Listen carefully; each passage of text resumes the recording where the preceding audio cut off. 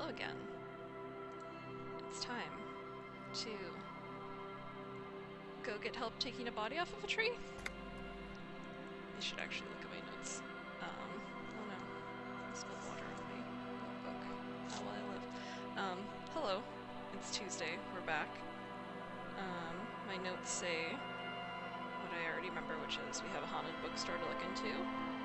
We need to talk to a man about getting a body.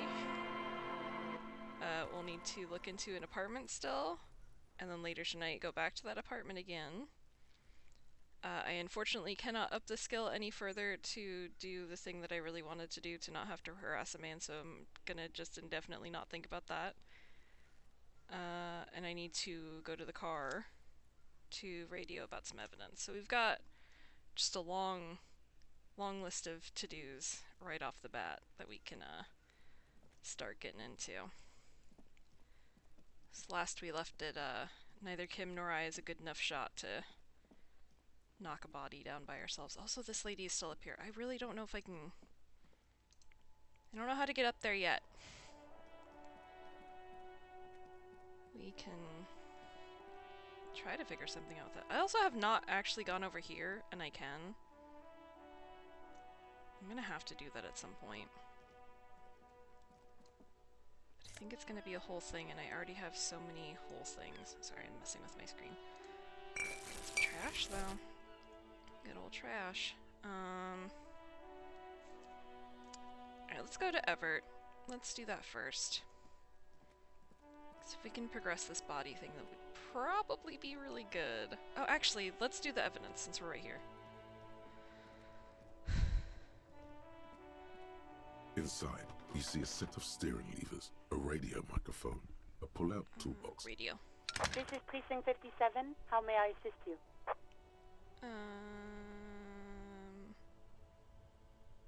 Yeah, we don't need Sylvie. No, I don't think we should bother Sylvie.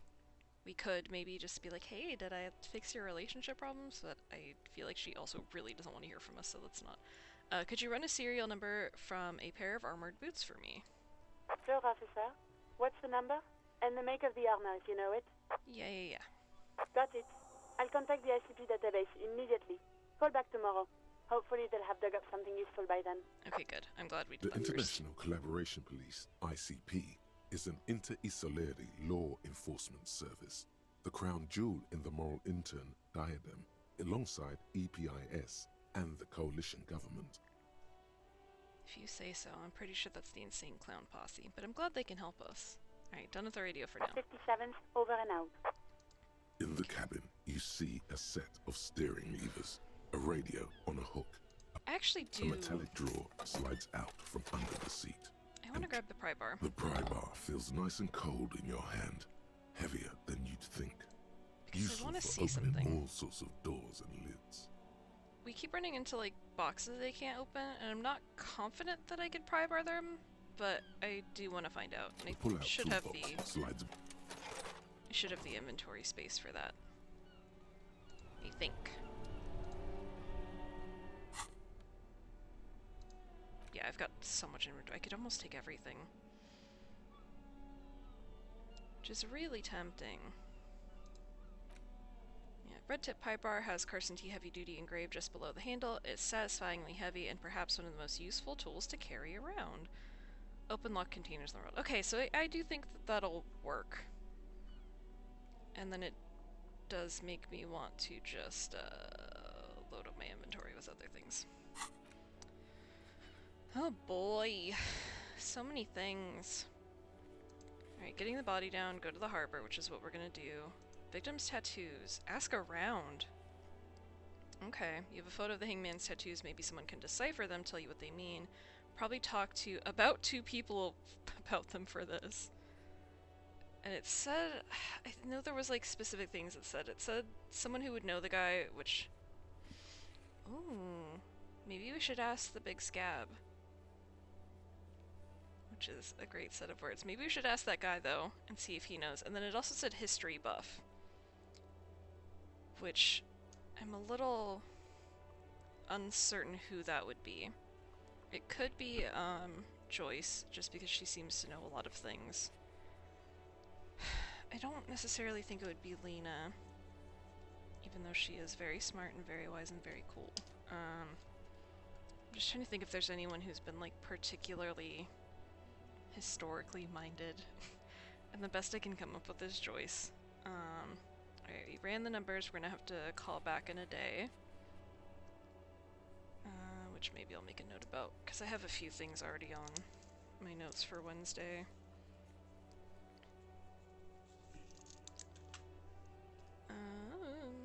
Where's the armor? Ask- oh fuck, we have to talk to Kuno about that. God damn it, I knew we had to talk to him about something. I wish I'd thought of that before I walked away, but we'll go back and do that real quick, just because I think I'll forget about it. Doomed commercial area. Oh yeah, that's doing the bookstore. So we'll definitely remember to do that. And then I'm still gotta do that. Okay. Every time I think I have a plan. Oh yeah, I was gonna take more shit out. Inside, you see a set of steering levers, a radio microphone, a pull-out, a metallic drawer slides out from under. The handles are long and sleek. Snap, snap, go the cutters in your hand. And then we haven't needed a flashlight yet, but if I end up needing one, weatherproof and well-made. Lets you see things in the dark you would otherwise miss. and that might be good for the bookstore thing, if we're gonna have to go into a chimney. The pull-out toolbox. Yeah, sorry, I'm not letting you speak anymore, narrator. Right, chain cutters. Meanest looking pair of cutters you've ever seen, made by Gottwald by Wallstrom work. Nope. No chain wire nor barbed fence will ever stand in your way again. They look hungry, ready to chew. And then our flashlight. Secret orbs in shady areas. Police flashlight bearing the logo of Grundstellung RAO. The small dynamo packed inside this handheld illumination device theoretically gives you the ability to produce a tiny amount of electricity anytime, anywhere. And I'm really not having a trouble with filling my inventory up at the moment, so it should be fine. It didn't... I wonder if you can put things back in the toolbox. I'm not gonna worry about it till I need to, though. Okay, Kuno real quick.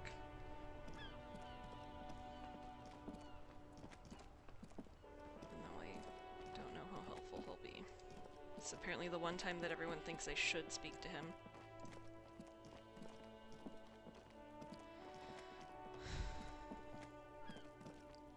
Kuno! You little shithead. Speak to me. Fuck does Kuno care?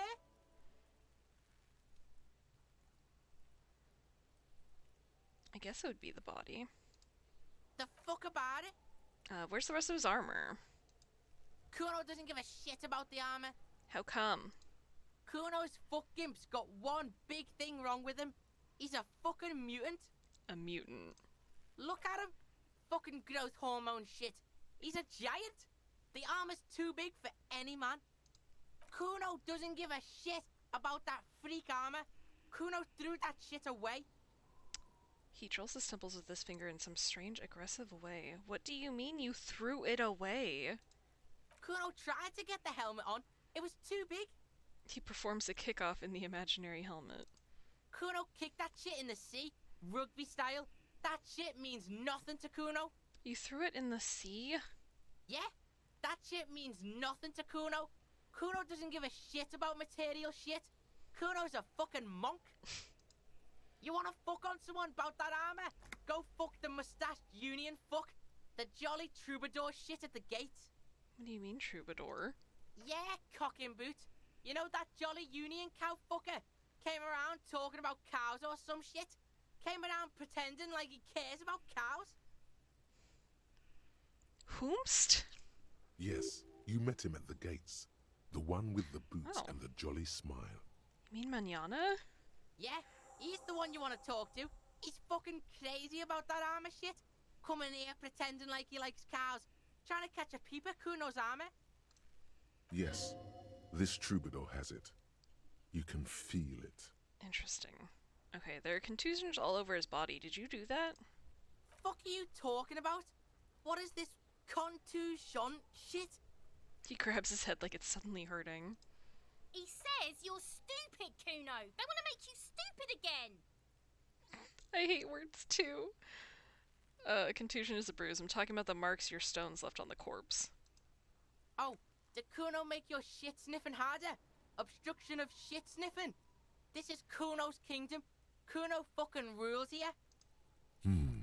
You hear the lieutenant hum. Alright, yeah,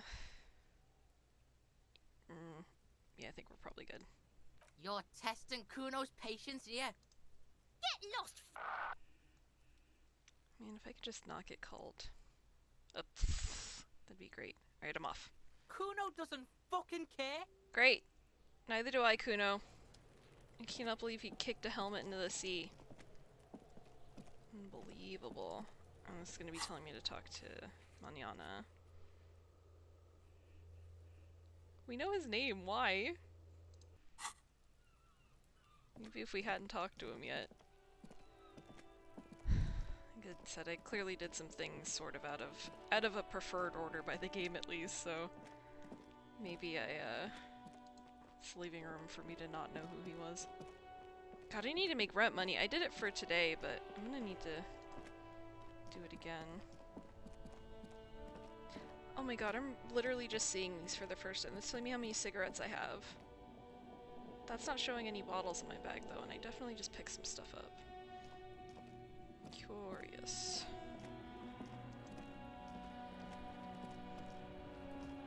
Alright. Let's start down here. Let's see if we can show that picture to this guy. Are any of those clicks successful? No. Right to work! Right to work! Shame on you!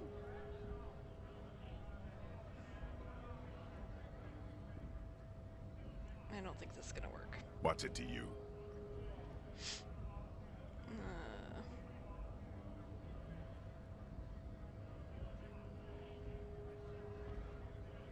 I guess routine part of the investigation? Am I a suspect?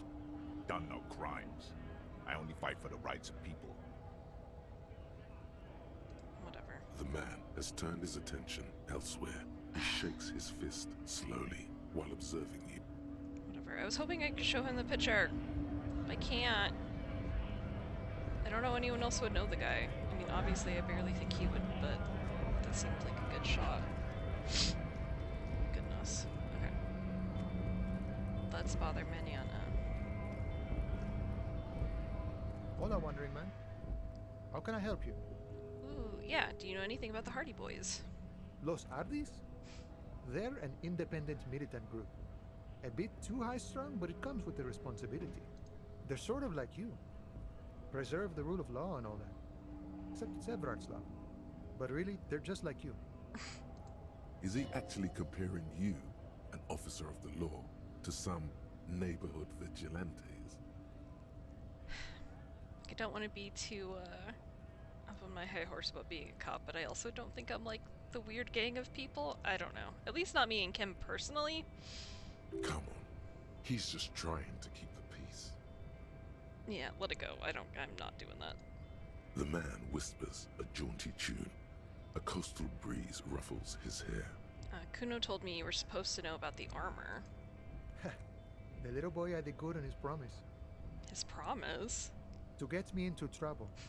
To sick the pigs on me. Pardon the choice of words. Not mine. What happened? I was asked to look into that armor situation. Official Union probe, you know. Track it down, see who took it. Did you? At first I thought, why not? Maybe the pieces can feed the strike. Buy us a few more days under the sun, you know? So I went to this boy. He said he'll make me his prison bitch. He's got eyes everywhere, and the cop's in his pocket, and he's the king of Jamrock. Serves me right for doing menial footwork.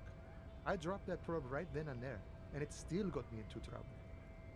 One bad move is all it takes. Hopefully I can ask both of these. Kunis used us to what, scare you? It's a minor nuisance. It's all good. He contemplates taking a swig from his flask. He thinks, not yet. Better to get this business out of the way. Sweeter then. Alright, the probe into the armor. What did you learn? I learned that people don't want to talk to a drunk union man about some armor. What else? Not much. Technical stuff mostly. That was the interesting part. What sort of technical stuff? I did some research into this armadura. Let's say I have friends at the library. I didn't get into the material science, just how it comes off. How does it come off? In parts. 4 in total. The helmet was the first to go. The kid says he tore it off and kicked it into the sea. I believe him. The boots were still on the guy last I saw. Too hard to remove. How the fuck did Kuno get up there to take a helmet off of his head? I actually think we should have asked a little more. So, as I count, there are 2 parts missing. The gauntlets and the cuirass. This is where I left off. Too much hassle. More like a job for some militia.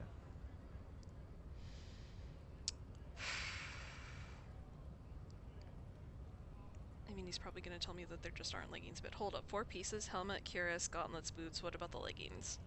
Oh, they're just gone. They don't exist anymore, if they ever did at all. Forget about them.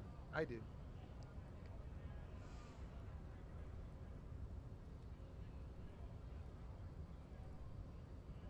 I don't like that. I'm going to find 1 piece of it. 1 is enough. I'm ambitious. I'm going to find all of it. All the pieces. All of it?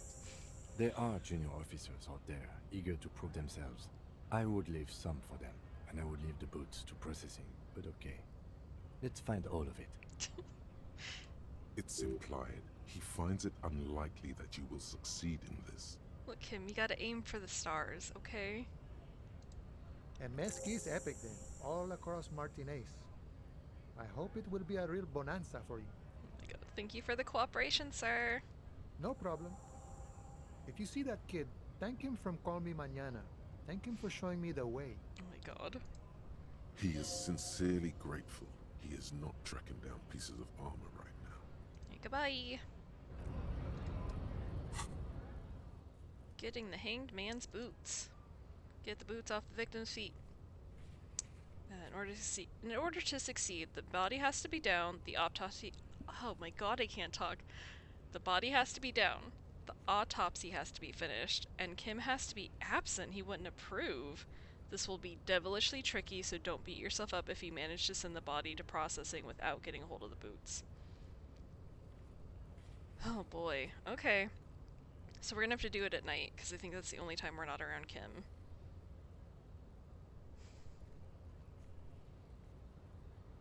Oh god, yeah, it's probably not gonna work. Alright. I've given myself a stupid battle. You want all the armor pieces. Deck yourself out in full metal battle hardened... Oh my god. Full metal battle hardened glory. Note, this might take a while. Like, a long while. I guess I should have just accepted the 1 and then I could have checked it off my list, but... Oh my god. Alright. Effort.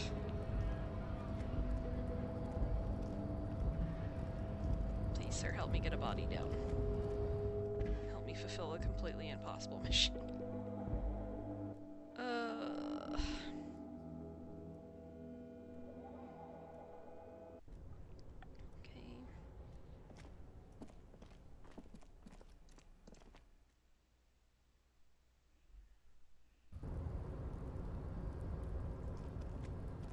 Thrilling.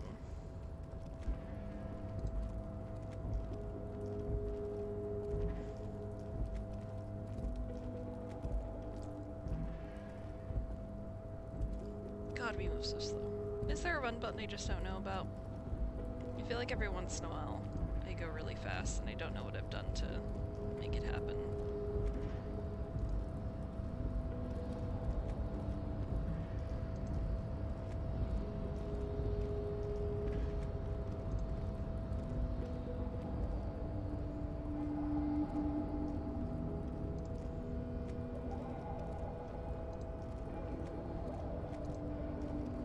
Making our way. Doing so good. Walking so slow. Oh yeah, hey, a box we can try to open. Let's fuck this box up.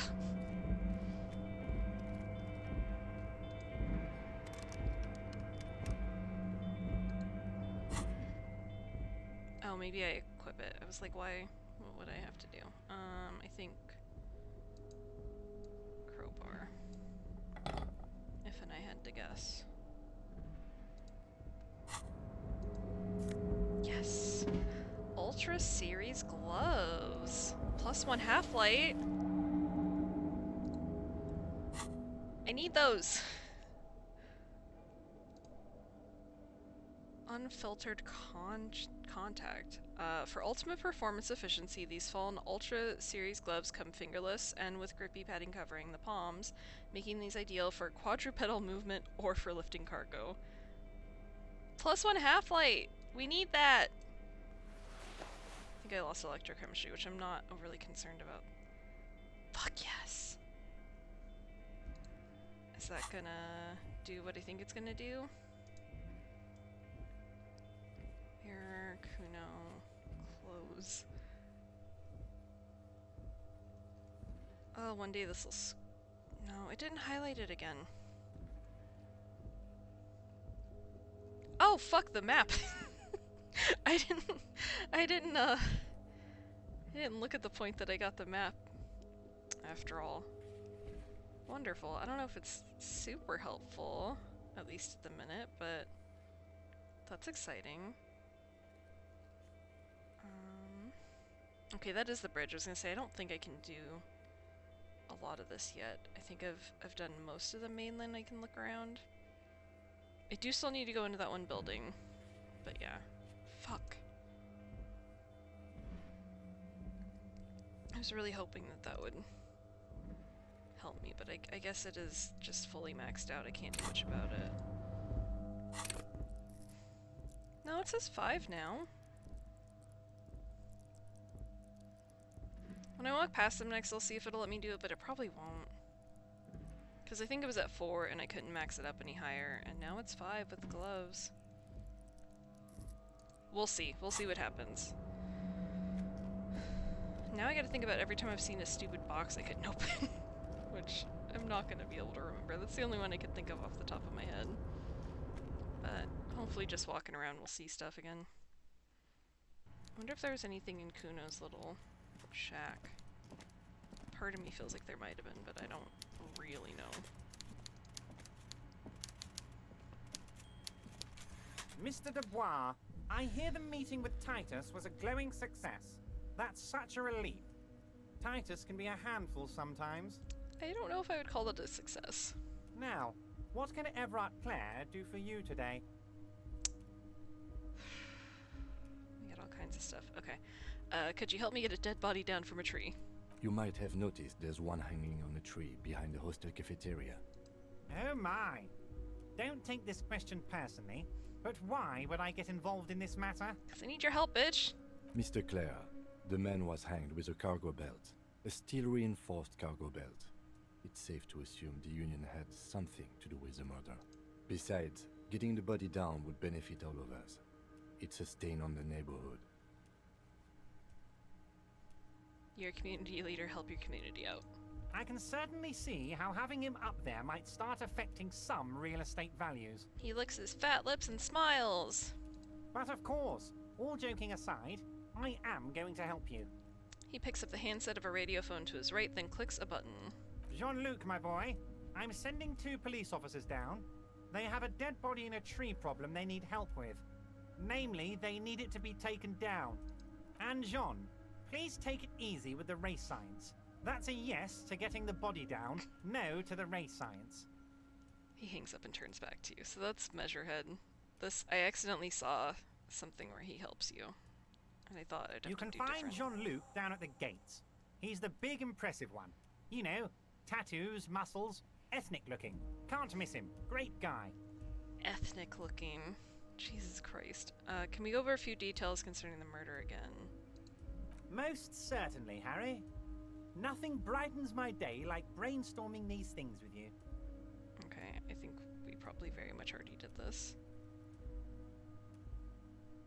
Yeah, let's get out of By it. all means, Harry. What's on your mind? I'm looking into your shady brew. I don't know what that means, Harry. Shady brew? There are so many moving parts in my operation, I can't keep track of them all. You know what? Don't even tell me. Whatever it is, do it. Surprise me. Just one thing. If you can, make it even shadier. I'm not gonna do that, sir. He sincerely has no idea what you were talking about. And he doesn't care either. I mean, I suppose anyone could have decided to start putting alcohol into things, but whatever. We also didn't exactly ask him in a way that was going to result in an answer. What do we got? Getting the body down. Yeah, we have to go to Measurehead. I know, I know.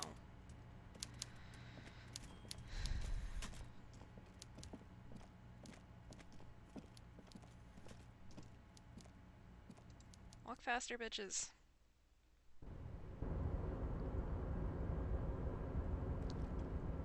Okay. Gonna have to go deal with weird giant man, which I'm sure will be great.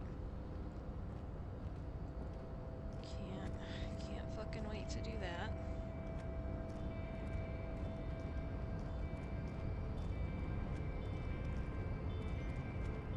Oh, I'm just walking around the crowbar. I maybe don't need to do that. Hang on. Jesus. I just caught sight of it out of the corner of my eye and was like, maybe that's bad, actually. Probably doesn't actually matter that much. I mean, who knows? Some of the things it seems like the clipboard, changed what my stats were, so theoretically things I'm holding can do something, but see, now why am I running now? Did I hit something that made me run? Did I accidentally hit a button and now I run well? Unbelievable. I should be doing that all the time. I should check the controls. Let's see. Controls. Thought cabinet map, action racked. None of these seem to be do a run. Which doesn't mean I feel like I clicked something on my keyboard I didn't mean to.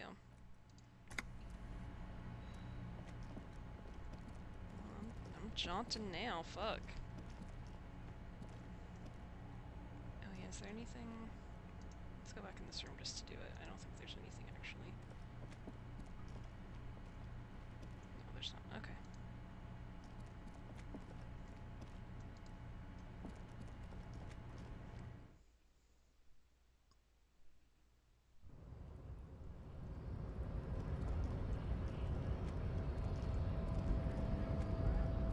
Booking it.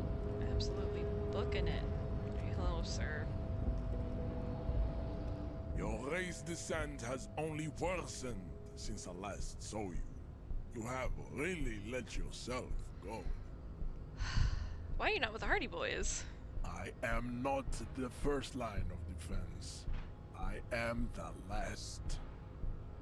In addition, these so-called Hardy Boys are an effeminate clique of bodybuilders. Their company is spiritually degrading. Alright, but you're part of the Union. You're all a part of the Union. The Hardy manlets are on the pay of the company. I answer to the Union alone. And I do this out of race heroism. Finance is an alien concept to the Similes. I doubt that's true, but sure. Now leave me be. I must luxuriate in the company of my woman. No. Ever told you to help us get the body down from a tree? So it was. You surmounted the harbor wall in a display of athletic prowess to reach my superior. Then had him give me an order. I salute your cunning and I will remove the body from the tree with my bare hands. You're so noble, Measurehead. Oh my god. There's a but. But while I am gone, someone must stand guard on the bridge. That someone needs to be you. Both of you. We can't be trusted. That would mean you're openly showing the people that you're taking the Union's side.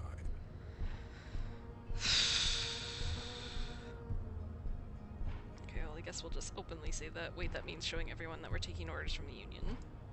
Yes, that is precisely what it means, homunculus. This is not going to happen any other way. Lieutenant, what if we don't want to do that? This is the uncomfortable result of not taking it on ourselves. I can live with a compromise. Okay. Listen to your little friend. He is wise in his childlike way. His mysterious race may yet prove fierce competition to my heroic haplogroup. Oh my god. Okay, if Kim is okay with it, I'm okay with it. Honestly. Babe, see that they stay here the whole time.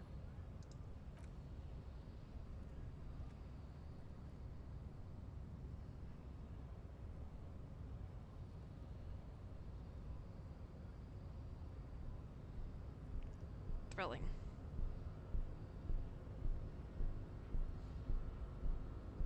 Do we literally just have to wait, or did my game break again? I'm gonna freak out if my game broke again. I didn't save.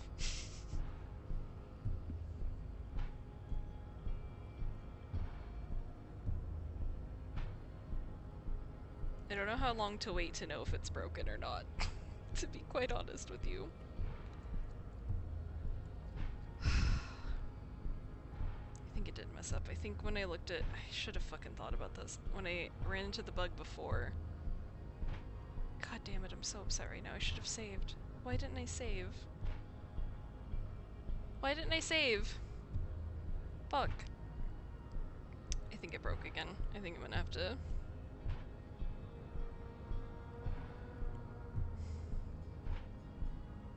I'm so annoyed. Okay. Be right back. God damn it.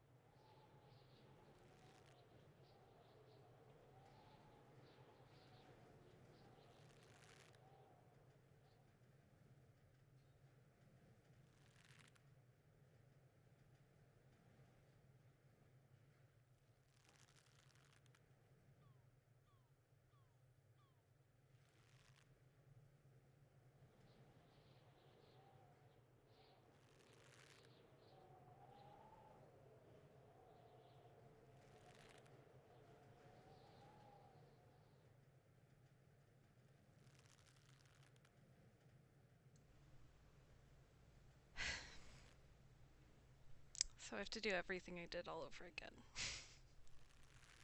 And then I have to hope it doesn't crash again. I feel like they said there's like 3 times when this can happen. And I'm apparently 2 out of 3 so far, so lucky me.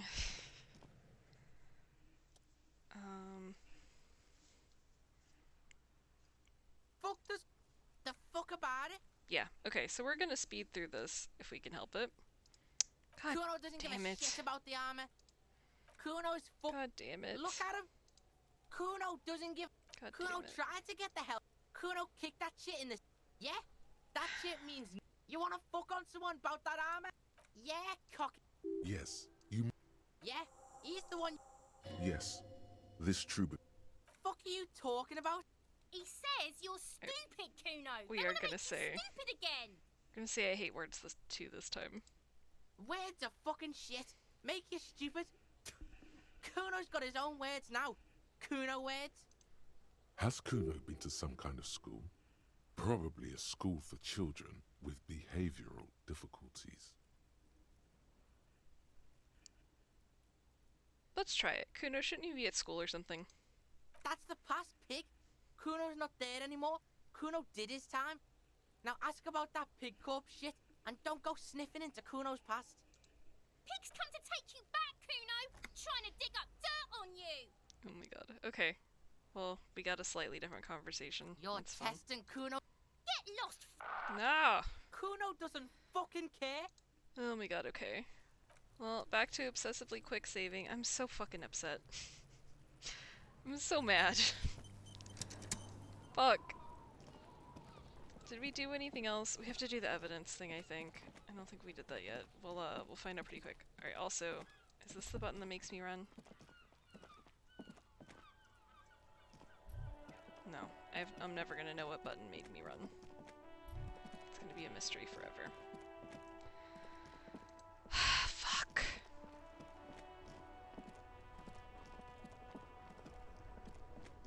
This fucking game. Inside, you see a set of steering levers, a radio microphone, Yeah, a get pull-out me. toolbox, and the This is Precinct 50. Sir, officer. Got it. the International Collaboration Police (ICP). Alright, we're done. 57. Over. In the Now cabin, we're gonna raid the a metallic toolbox. drawer, slide the pry bar, useful for opening all. The handles are long and it's robust. Lets you see things in the dark. The pull-out toolbox slides. Okay. Quick save. God damn it. I mean, we really hadn't technically done a ton of stuff, but it still is 30 minutes, and it is still really frustrating.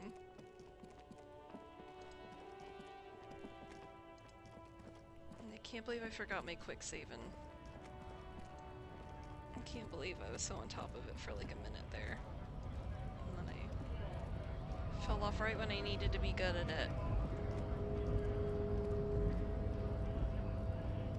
It's fine. It's totally fine. Everything's totally fine. Hola, wandering man. How can I? Los Ardis? They're sort of like you. Is he Not like actually me. comparing? Come on. He's. The man whispers. To get me into. What happened? I was asked to look into. Did you? At first, I thought.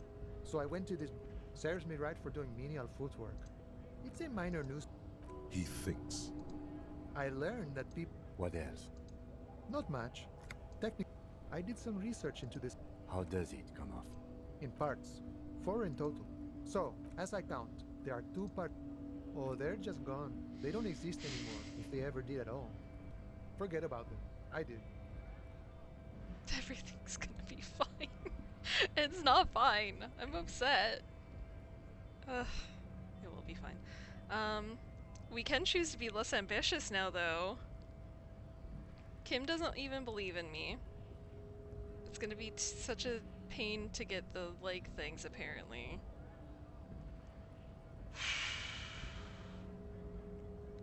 I mean, I feel like it won't necessarily, like, should it preclude me from finding everything if I'm unambitious? Let's try it. Let's say I'm only gonna find one piece and see what happens. Nice and balanced. Some junior officers can take care of the rest. Okay. Smart choice. It's only that one spot you need armor too. The one the bullet hits. Good luck if you go for those boots though. You'll have an easier time wresting the spurs off a boyadero than getting them off him. Right, thank you. No problem. If you see that kid, thank him from Call Me Mañana. Thank him for showing me the way. He is sincerely grateful. Alright, aren't we all? Alright, and we're gonna save. I can't believe I was doing such a good job. I need to let go. I will let it go one day. I'm horrible at letting things go. Alright, get his boots. Find one piece. It's enough. Get the body down. Don't know still who we could talk to about that. We did do that.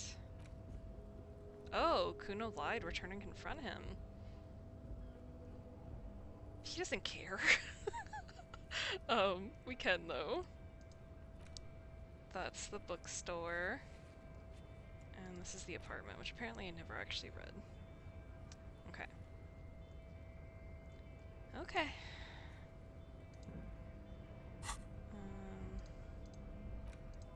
Just clear those. While I'm here, I will put that in my hands, because we're about to go up to that thing. Let the body hit the floor. I mean, we're hoping to. If I don't heck this up again, it'll be in the giant muscly arms of that guy. Wow, we ran for oh, actually, no, we need to do this first. Getting ahead of myself.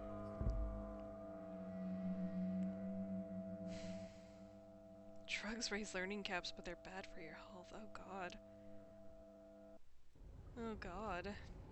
I could raise my caps and then feel horrible and want to die. Okay, we're gonna rush through this conversation as well. We're gonna get those gloves.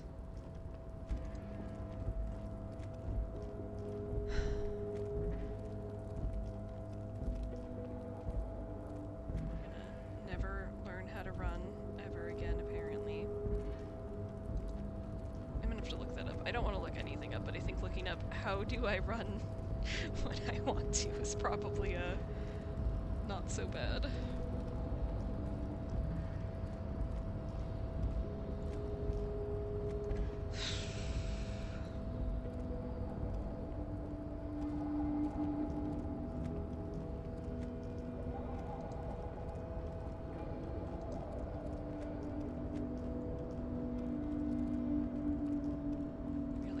Just always holding my shitty little bag. Really, it's a great accessory. Alright, gloves please.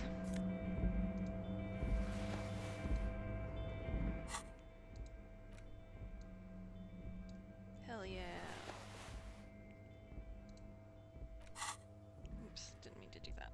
That's okay. Actually I should have. Let's put that away.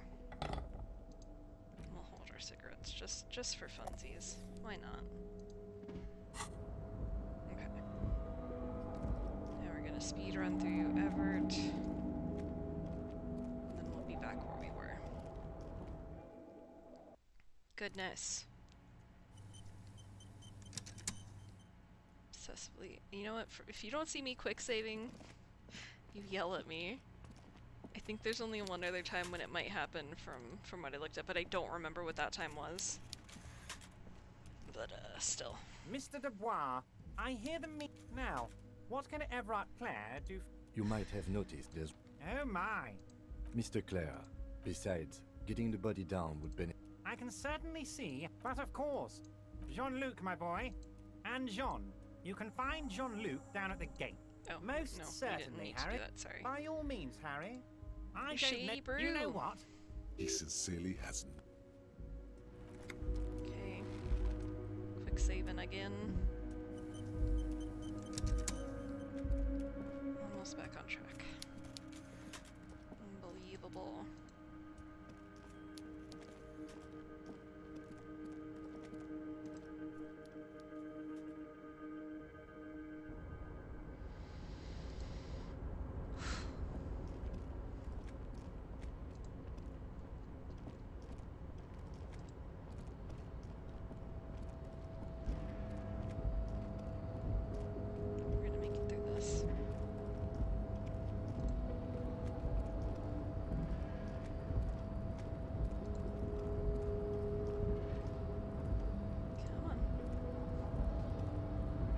Work with me, Harry. Go fast.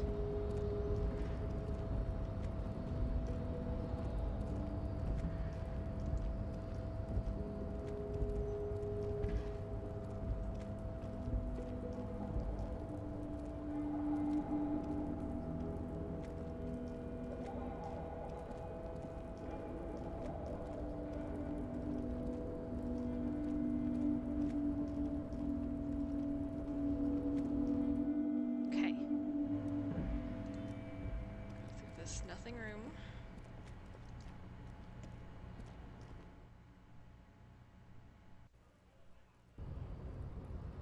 We're gonna clear this, even though I know what it is. I am going to him.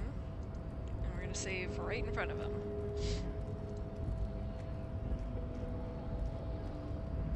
Approximately. Save. Okay. I swear to God. Your race descent has only worsened since the last. I am not the hardy. Now leave me be. No. So it was. You're so nuts.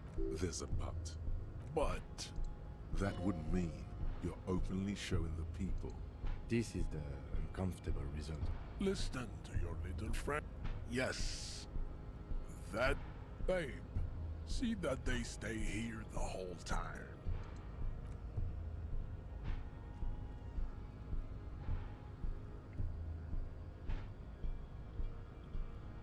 You think it's already different. We aren't still in a menu, but maybe we went right back into one. We did go right back in one.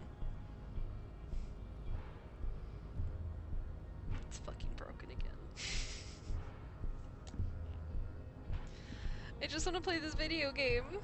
Why doesn't the video game want me to play it? I did the 2 workarounds that I knew about, and it did not work. I can try them again.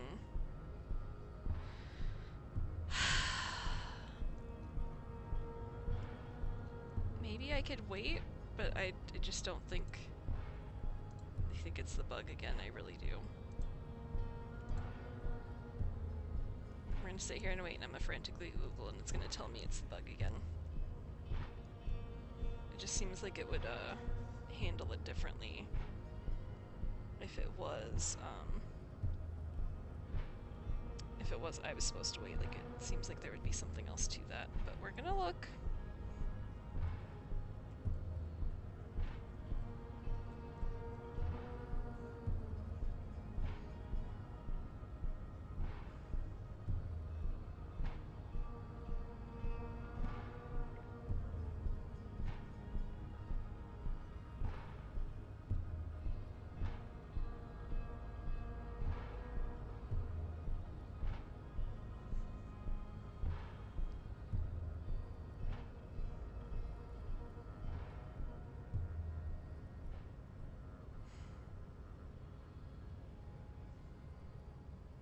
It does seem to be the bug again. Someone said something about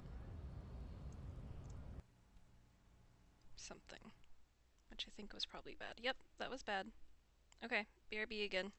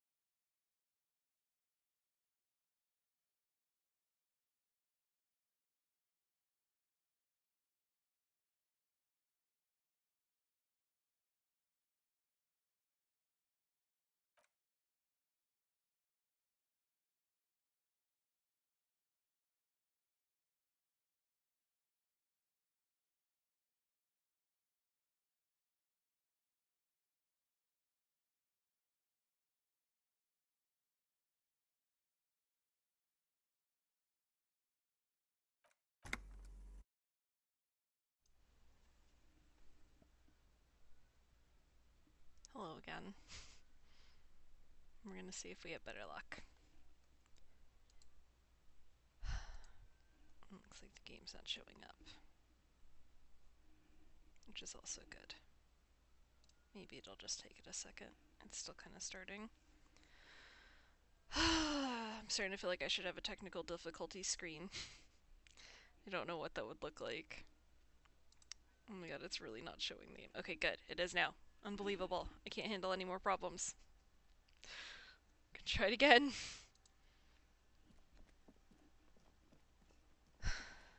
Please, I don't want to keep talking to this man. Oh my god, is the sound not working now? Nothing works. Hang on.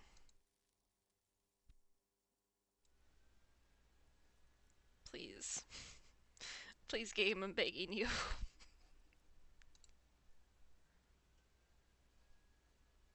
Please, game.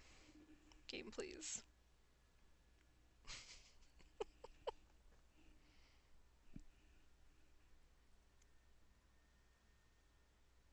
It's genuinely getting worse instead of better.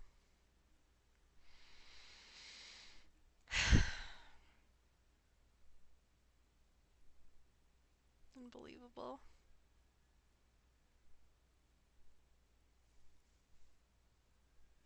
Is it frozen everywhere? 'Cause it's definitely frozen for me. Yeah, no, it's just frozen now. I am not the first line of defense.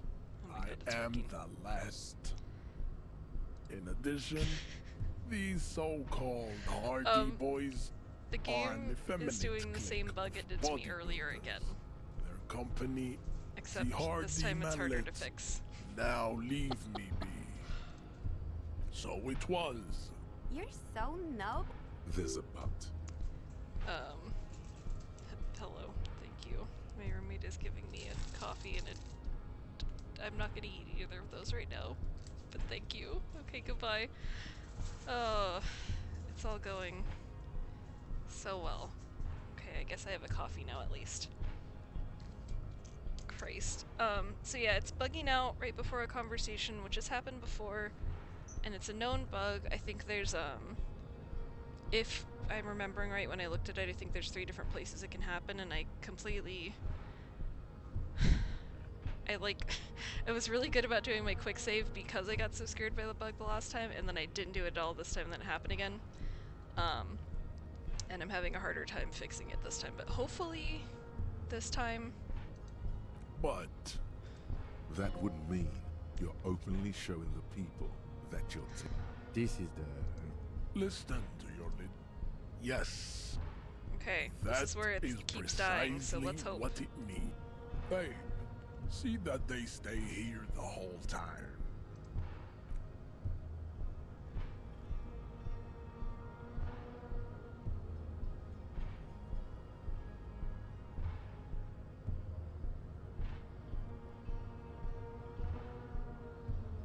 The woman's Oh, thank gaze God. follows Measurehead as he leaves. Okay, good.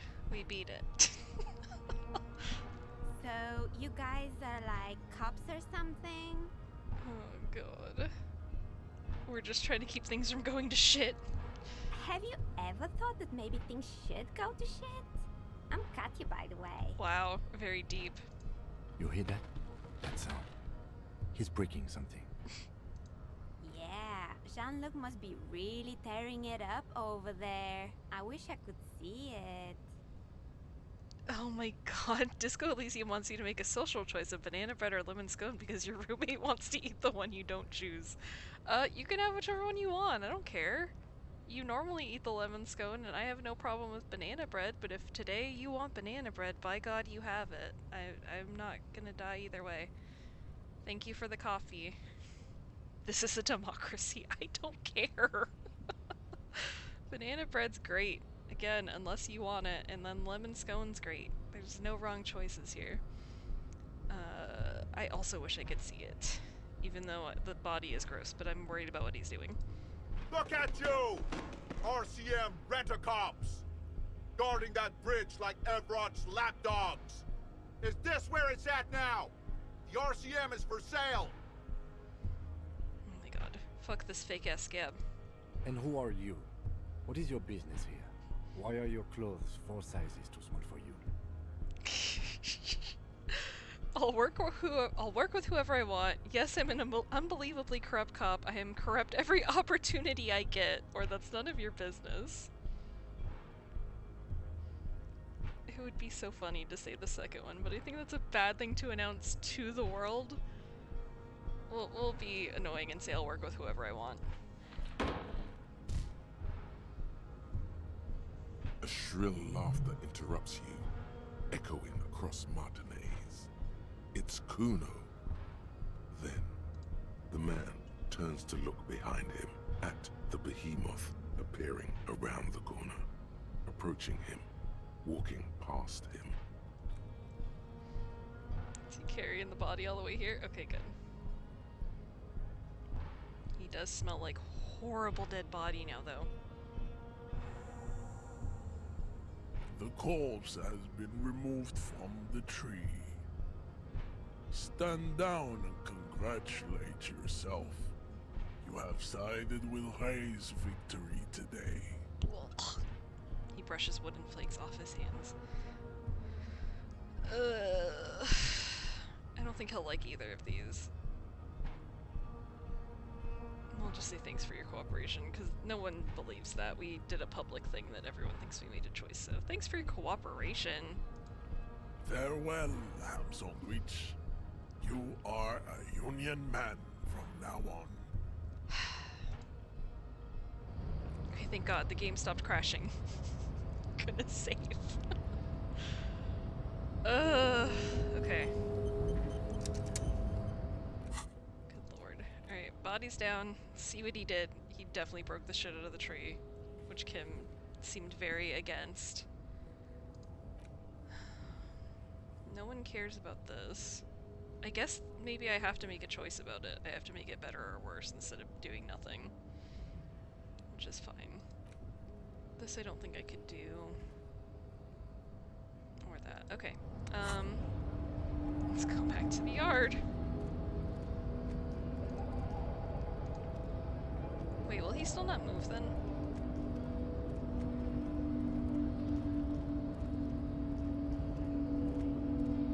Your race descent has only worsened since I last saw you. You have really let yourself go. Racists, I am. The drawings are precise and look true to their pseudo-scientific ambitions. One thing, however, it is not entirely free of throwbacks in the phylogenetic tree. His large jaw, for example, could be a trait indicative of criminalism. Okay, I was kind of hoping that if I went down this line that I'd get to ask more about tattoos, because we do have to ask about the other guy's tattoos. I think last time I clearly just chose to do nothing. Let's do that. That atavistic stigmata makes pussy say yes, plenty. Regret. Thanks. But I got this. Ugh. You have him off guard now. He's preoccupied with his situation with his woman. Oh no, I don't need to do any of this. Okay. Essentially, he's still not gonna move. Okay. He's not gonna move, and he won't help me with the tattoo thing, which is fine, I suppose. I still don't really know who we're supposed to talk to about that.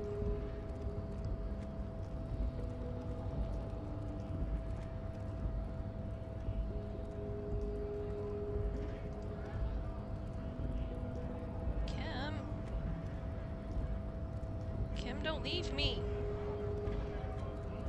Kim, get your butt down here. Kim. Okay, I don't think that this will work, but we're gonna... Ooh, what? Damn, that felt good. Your heart's pounding nicely. You should tell people to fuck off more often. No, you shouldn't. You're an officer of the law. Kim, I think I should tell people to fuck off more often. It felt really good. Fuck yeah, motherfuckers. It's not really my style. Not as a general rule, but that one was justified. Better to get the lay of the land before telling people to fuck off. That means you should do it whenever you feel like someone's disrespecting your authority. This feels dangerous. Fuck yeah, motherfuckers. That's the spirit. Healed my health? Never forget, the whole world's a wooden house, and you're a goddamn flamethrower. Okay. If you say so. Alright, let's hustle this man. Looking for something, Aunt? No. You tell me to fuck off again? No, let me please. Fuck. I was especially hopeful after it did the weird little side activity, but it did not matter. I do not want to hassle that man. I don't want to hassle Tommy. I'm gonna sell my bottles. I don't think I have too many bottles, but we're gonna get rid of them anyway. The tear machine stands in the corner. A sign says, 1 bottle equals Oh, apparently 10 I cents. don't have anything. Maybe I did that before things crapped out. And then didn't do it again. It's okay. Okay, so we gotta go look at the body, talk to Kuno. And then maybe we go back to the bookstore. We'll see what kind of time we have after that.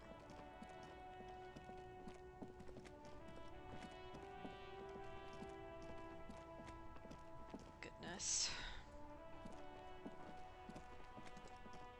I think this man definitely tore down a tree.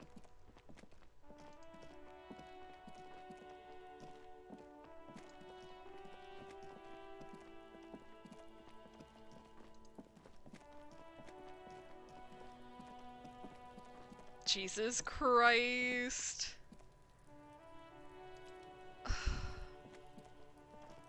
Okay, see, the thing that I accidentally saw, it definitely didn't have to be this way.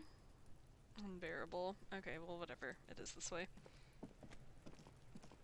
Hi, Kuno. You missed a good show before.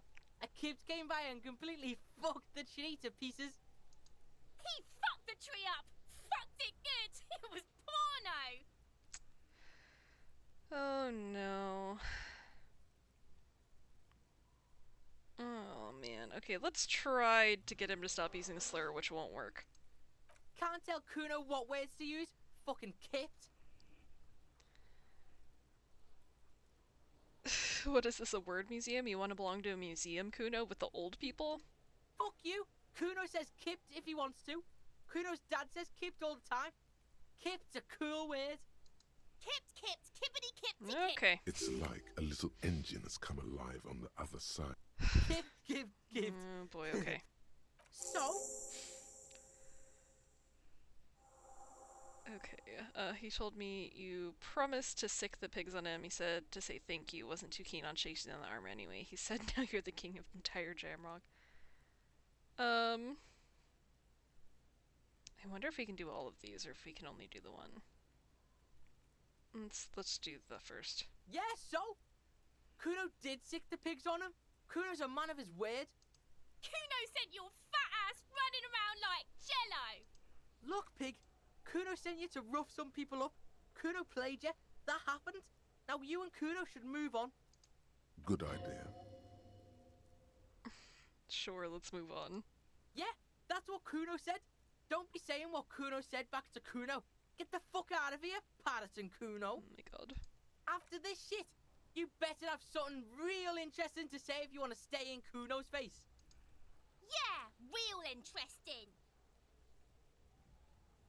Oh man. Kuno doesn't fucking care. Damn it. Fuck does Kuno care? Alright, whatever. Kuno doesn't fucking Okay, I don't either. Unbelievable. Alright, what's up? What's up with this horrible body now?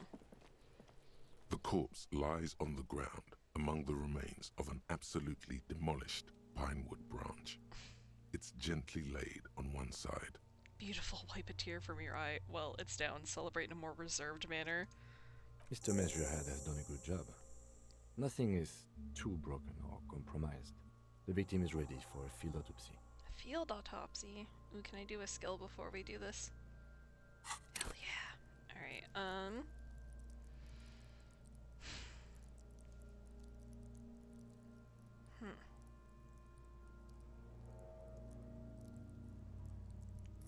Tempted to do anti-coordination, but not sure. Composure. I feel like composure could be good. It's interfacing. Machines. Savoir-faire. Makes you better than you are. What does that mean? King of Cool.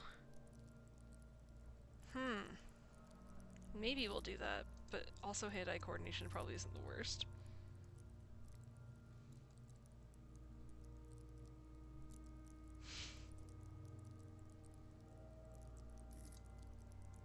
I never know what to do anymore.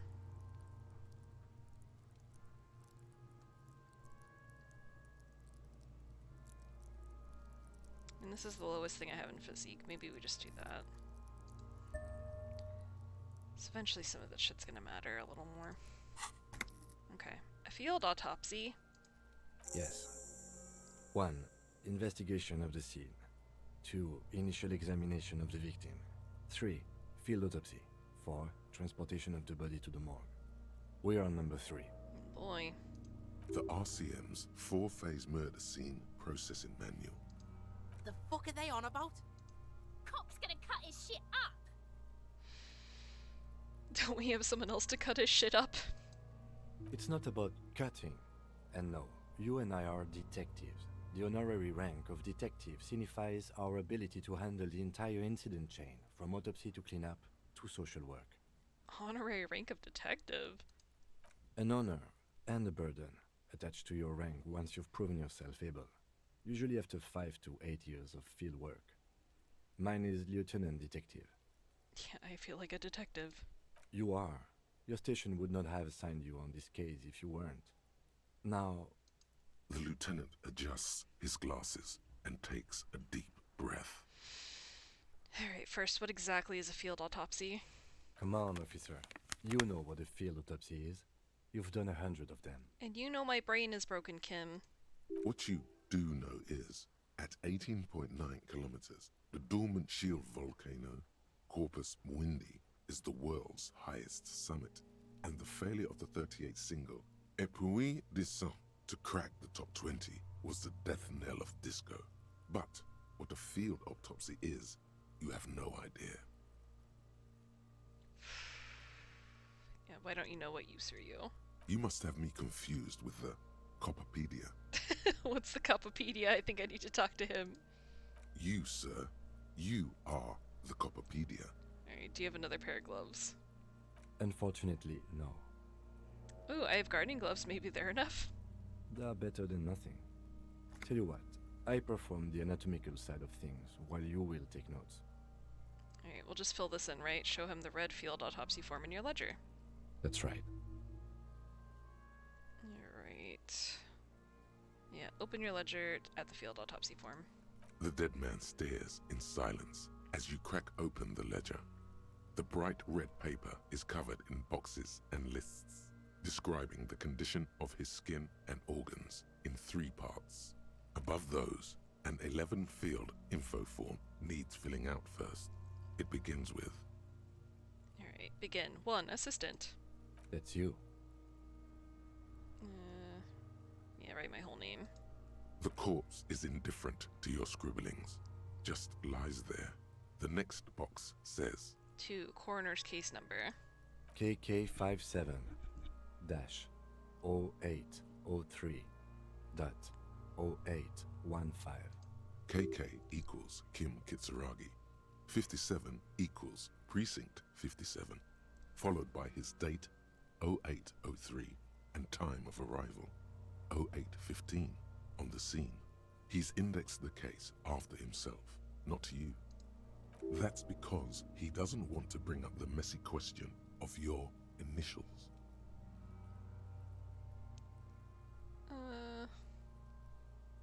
Yeah, I don't care. Write it down. Next, Name. NA. Next, Date of birth. NA. Age. Roughly 50. Try 40. The damage is so extensive, it's better to err on the young side.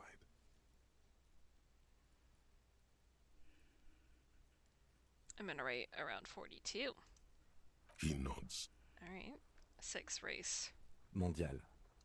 Fair to olive-skinned, from the Isola of Mwindi. This is as vague as it gets.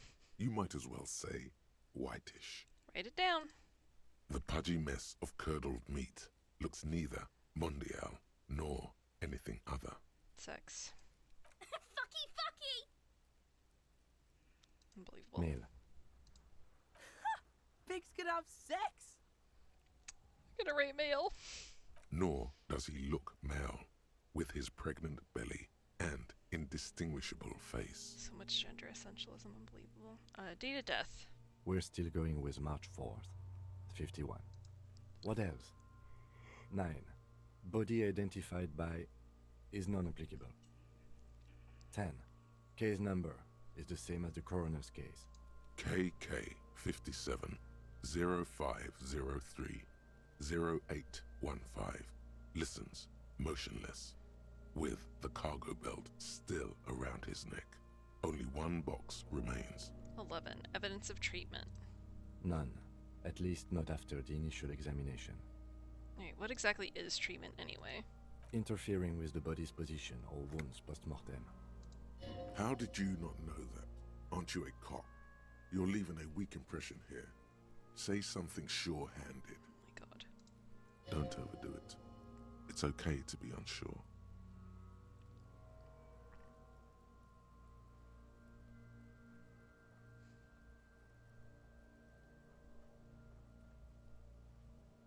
Yeah, we'll agree. No treatment.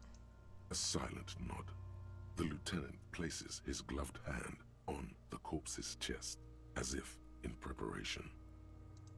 Your central nervous system recognizes this gesture. It's the stations of the breath. Ecclesiastic, religious in nature, a holdout from pre-DeLorean burial rites. It takes him 2 seconds to perform. Then, somewhere in Jamrock North, a small wood shed behind Rosencrantz Row, Lieutenant Nick Feuerbach puts his hand to the chest of a small corpse, no larger than a monkey. It's raining outside, light drizzle. There is darkness in the shed. Elsewhere yet, an obese female sits in a wicker chair, her silhouette bull-like against the window. Outside, Grand Coudon. The day is turning dim for Sergeant Mac Dawson. Hand extended, he approaches, to make sure she is dead more than anything else. And so, all across Jamrock, Coal City, GRIH, 42 deceased persons found today, 42 stations of breath. We should start the post-mortem. Turn the page. The corpse cannot feel Kim's hand on his chest. It no longer meaningfully interacts with its surroundings. A thicket of boxes and lists on red copier paper tries to answer why. Alright, 1. External examination summary. Clothes. The deceased wears armored boots and white briefs. The make of the briefs is Babrodine, I think. Let's see. He turns the body onto its side to check the underwear label. See, it's happening. Babrodine, yes. Inexpensive. Size M. Color white. The disappointment is palpable. The red-haired thing was expecting something more lurid. Christ. Write it down. The rest of the clothes have been removed post-mortem by scavengers in order to get to the victim's ceramic armor. Officers are in search of the missing pieces. Removal of the boots is left for processing. It would be clever of you to omit the boots altogether, sire.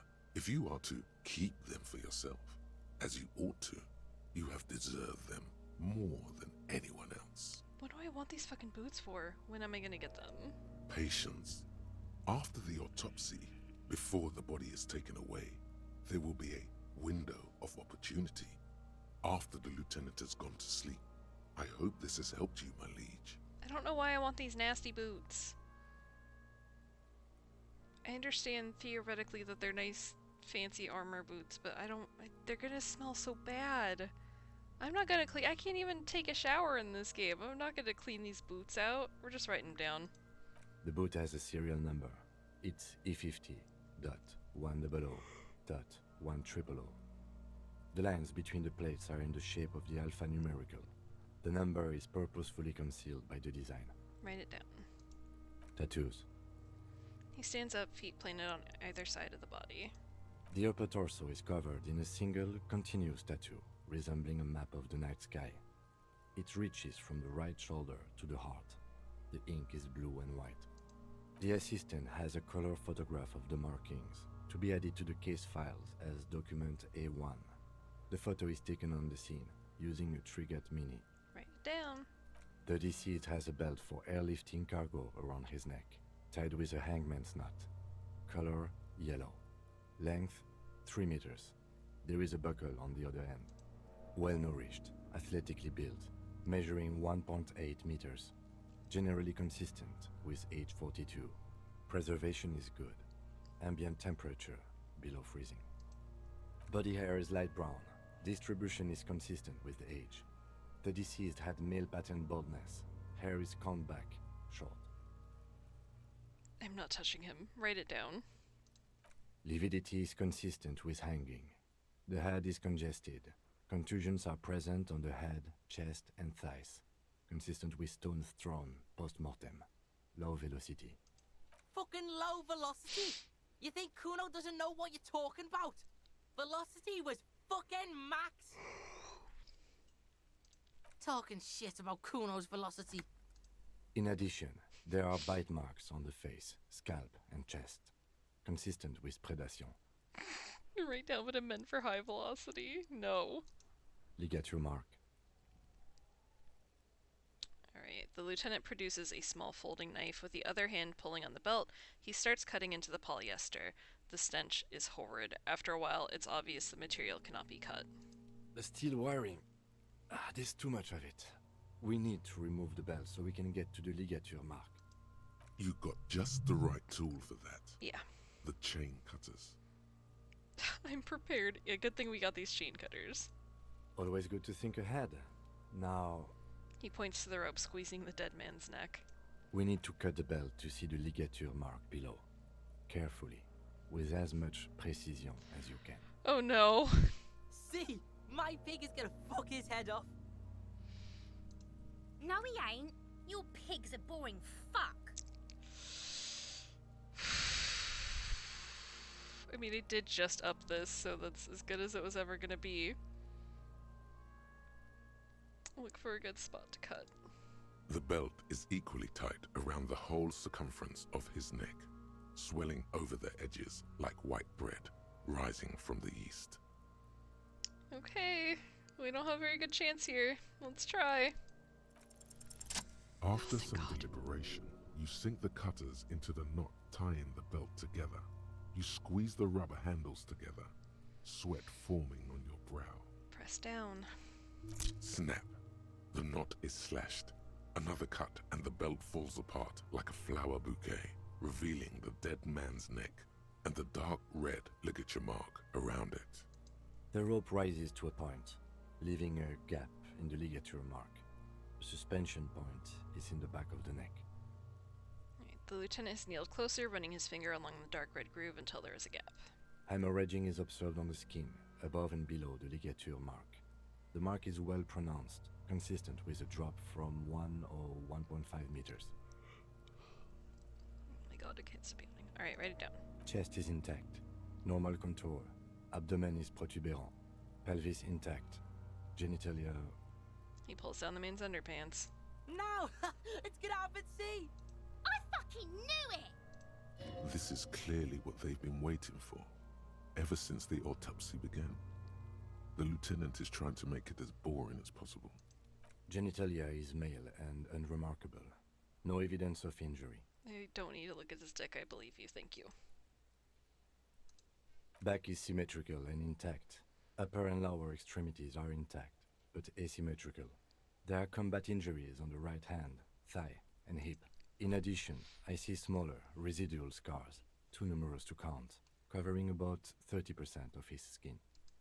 From wounds sustained over 2, maybe more decades, dispersal and accumulation indicates long and active combat duty. Sure, the scarring is extensive, way more than a law official's. We have a real museum here. Of battles, wars. Write it down. Last item. Hands. He takes the man's right hand in his, inspects it, then moves on to the other hand. Yep, why would I help him? Work alone. Hands are clean. No sign of a recent struggle. Were we expecting any? I was. Maybe I'm just not seeing them. Honestly, this stench is making it hard for me to think at the moment. Ooh. That's all for the external. Well done. What next? He turns to the side to breathe. It's not enough. He buries his face in the sleeve of his jacket. You hear a muffled voice. Alright, internal examination summary. Central nervous system. I have nothing. Do you have anything on this man's central nervous system? Of course, there is a moral to be drawn from it. A moral to this story.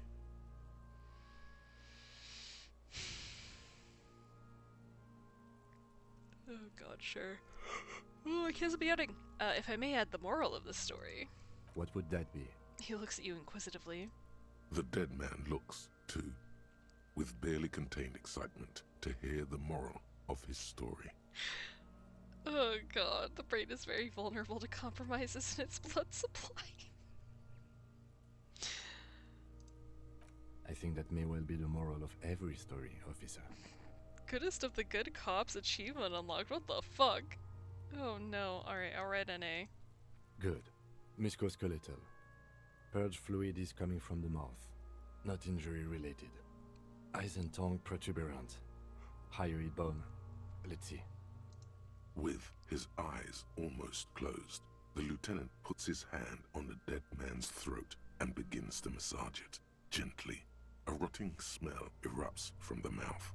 Purge fluid runs down his lips, black and viscous. Yeah, jack that fucker off! I hate this. The hyoid bone is fractured. The rest of the musculoskeletal system is intact. Unremarkable. Respiratory system. Ooh, I'm so sorry. Back hunched as if in prayer, he begins to pry open the dead man's jaws. He stops to exert more force. Both hands are used. Oral cavity shows no lesions. The victim has received dental implants, possibly after a combat wound. Mouth swollen. Hemorrhaging present in mucosa of the lips and mouth.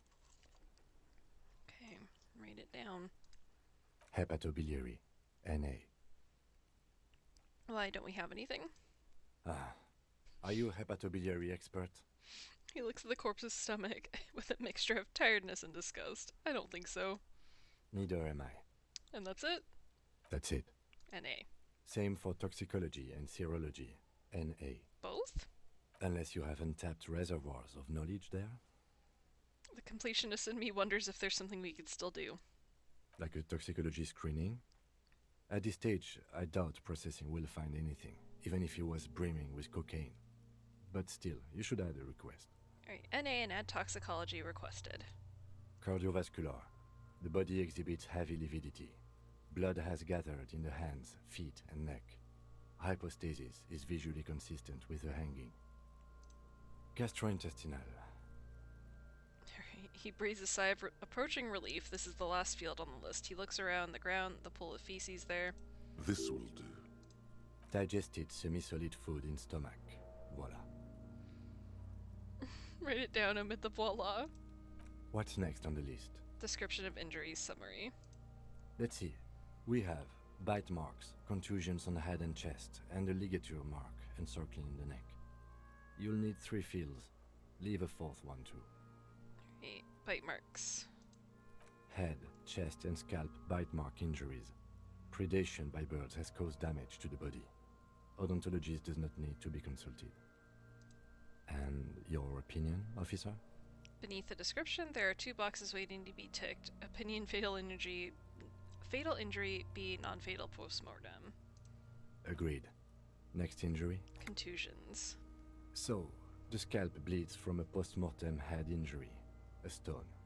The injury does not have the rim of an early inflammatory response. The perpetrator on the scene has confessed to causing it post-mortem. At maximum velocity, fucko! Has confessed to causing it at maximum velocity. Coagulated blood sticks to his scalp and chest, where the countless stones have hit the dead man. Beneath, the description of injury. 2 boxes. Non-fatal postmortem. Right. Next. Ligature mark. What's the 4th injury field for? Nothing. Just in case. Okay, ligature mark. A dark red abraded ligature mark encircling the neck, with a gap on the nape measuring, let's say, 7 centimeters. The hyoid bone is fractured, the cervical column intact. I see hemorrhaging on the skin, above and below the ligature mark. Depth of the mark, 1 centimeter. No signs of clawing on the neck. Below the note, 2 customary boxes wait to be ticked. The man's head jerks to the side. The ring around his neck is visible. Fatal? That's it. We have established cause of death. It's not much, and it leaves much to be questioned. But it's a start. Let's wrap this up. I pronounce this field autopsy over. Alright. How'd it go? Well, we established probable cause of death. Some would say that's the goal of an autopsy. We also requested a toxicological screening. That was thorough. The results should arrive in a couple of weeks, if we are lucky. I will not hold my breath. What else? We were thorough with the list of injuries, too. We described them all in detail. What is there to say? Given the circumstances, it was a professional field autopsy. What now? I need a copy of that autopsy form. Then I will drive him to Faubourg. Alright, rip out a copy of the autopsy pages. For processing. He looks at the dead man one more time, then at the slip of red paper. Oh my god. Then at the slip of red paper in his hand, then at the corpse again. He's thinking, did I miss something? I'm sure we didn't get everything. There's always something. Tell me something, dead man. Shoot, Looney Rooney. Nope. Come back later, Corporal. Amuse yourself with my frank manners and my memento mori features. If possible, also, see me in your dreams. Try to remove the boots again. I thought we decided to leave it to processing. Let's not turn this into some kind of circus. Okay, so you can sneak out of your room maybe, after he's gone asleep. Alright, let's do this even though it's not gonna work. You run your hands over the victim's cold body, his limbs, his torso with its swollen organs. Maybe you should be more thorough. Look in his pants again. You pull down his breeches. Marbling is present around the crotch. The penis has shrunk, crawling halfway back inside him. There is nothing mysterious or noteworthy here. Can't get enough of that dick. Do you think we missed something? You can't shake the feeling that there are more secrets concealed in the flesh before you. I've got a gut feeling there's something more to this corpse. Okay, well, we are in livor mortis here. He is disintegrating. We need to refrigerate the body if we want to conduct another examination, and we need to do it fast. Hey, where do we find a fridge for the body? It would have to be industrial in size. Let's start by asking Gart at the Whirling in Rags and the Fritz store down at the gates. If they don't know, but only if all else fails. His voice trails off and his gaze settles on Kuno. Fuck are you looking at, Beano man? You want a piece of the Kuno? Wanna get fucked?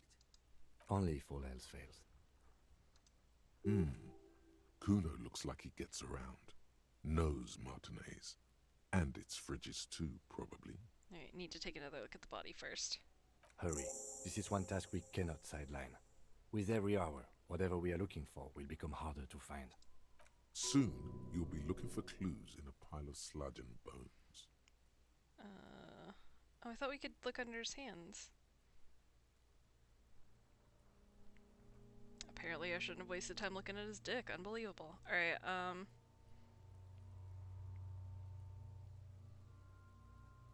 okay, leave. So we'll go to Gart, we'll go to Freet. Neither of those people are gonna want to help us with the body. We can level up. What are we gonna do?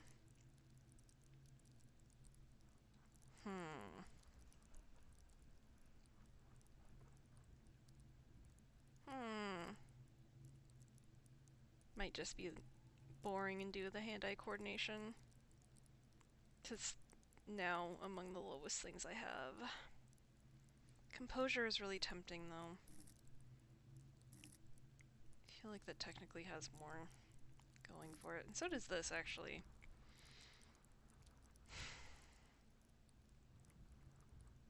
Let's try this. Alright.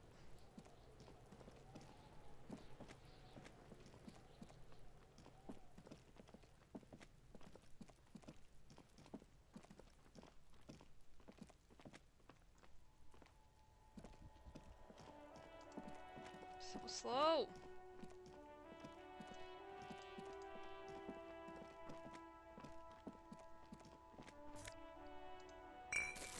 Trash. We'll talk to Gart. He'll be like, I absolutely don't want your body in a fridge. Freet won't want it. And then we'll have to talk to fucking Kuno again.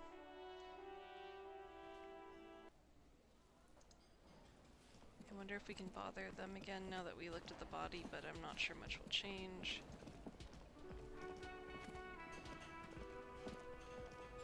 Can I help you? I seem to be in need of a fridge. Yes, yes. For the dead body. You want to put a dead corpse into my fridge, right? Correct him. Correct him? I mean, no, we want to put a very important dead body into your fridge. I don't care. You're not putting a dead body into my fridge. Why? Because this is a culinary establishment, not a morgue. I can't believe you even asked me. It would only be for... Lieutenant, you too? You're asking too? No. The answer is no. I will not turn this place into some kind of macabre circus. Wow. Turned the lieutenant off like he was a busted old radio. He really is the lord of his realm. Let's go talk to the Freet clerk. Oh my god. That's not gonna work. I'm tempted to do something about the borscht thing, but I don't know which one is the better option. Neither seems good, honestly. I don't know when that opened up.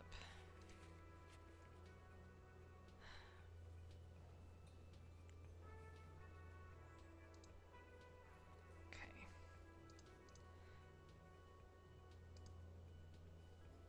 Wonderful. We did that, and we did that. Nice to accomplish things. Okay. Freet's not gonna want to help us either, my god. She probably still doesn't want to talk to us. I've got nothing to say to you. Why are you wasting your time? Are you the hardy girl? I am not. You could be Liz. You could be anything. You could even be a model. You weirdo. Even a mod?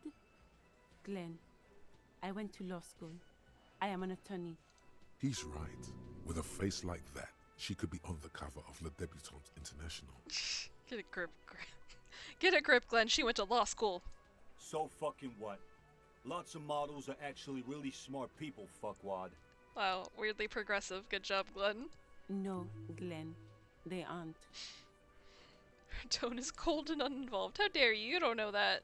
This didn't change her opinion of you. Whatever. It's not her. She's not a hardy girl. Definitely. Okay.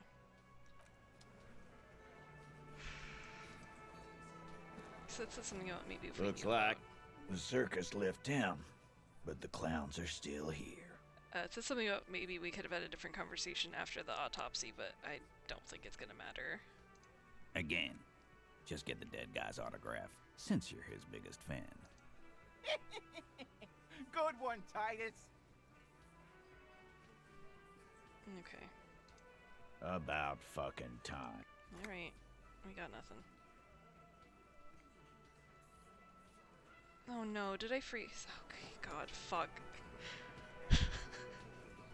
Anytime it hesitates for too long out of a conversation, I get so much fear in my heart.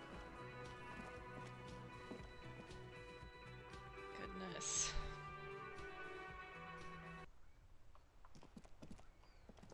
Freak Girl is absolutely not gonna help us, and we're gonna have to talk to Kuno.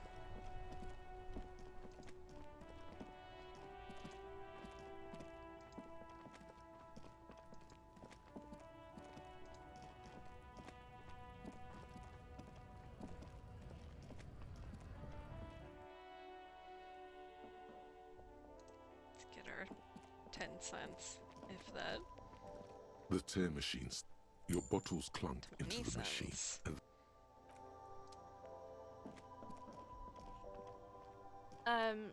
Is this about the questions again? Because I don't... Right behind you. Okay. Great. You're right, this is the fridge wicked. Yeah. I need to store a corpse there. You're joking, right?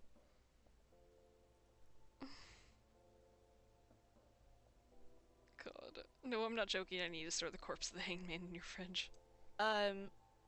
Okay. It wouldn't even fit, you know.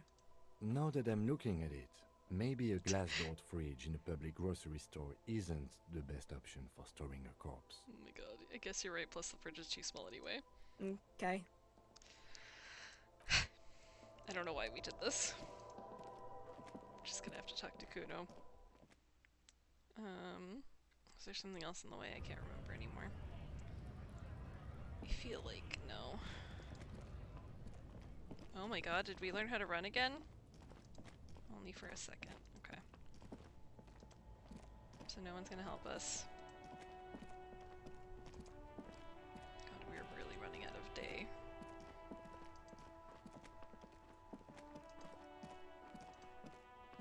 Lady's gonna be really upset that I haven't done anything with the investigation.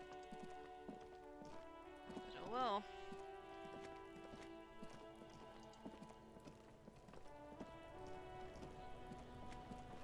Fuck does Kuno care? Kuno, I need a fridge to stash the body. For the fuck imp. Good thing you asked the Kunmeister. Kuno knows a fridge. Perfect for freezing.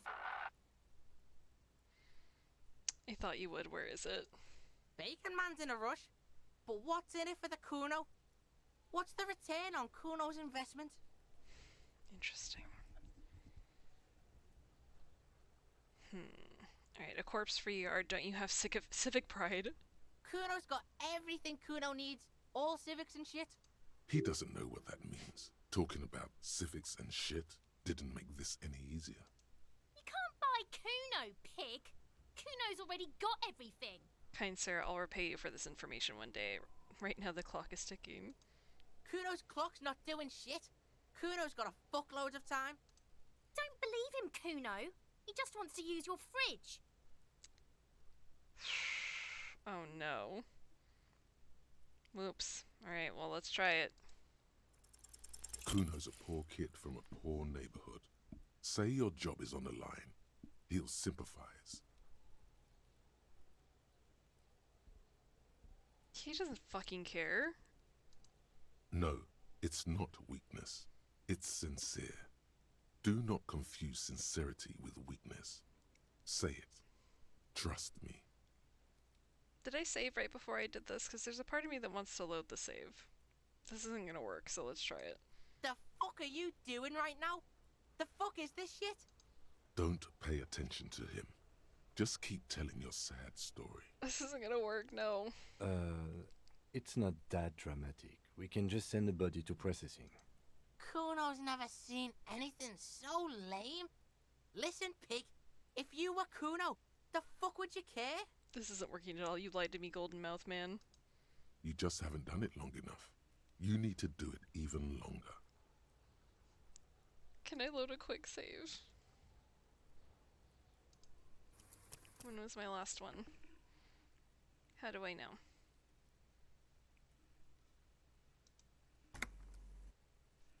What does that even mean? let's see what happens. I haven't tried to do this yet, and I couldn't have lost that much, so we were inside. Alright, load.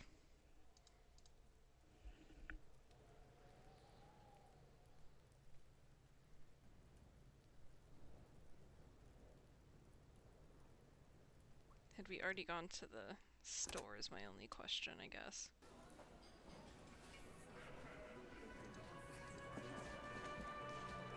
Let's see.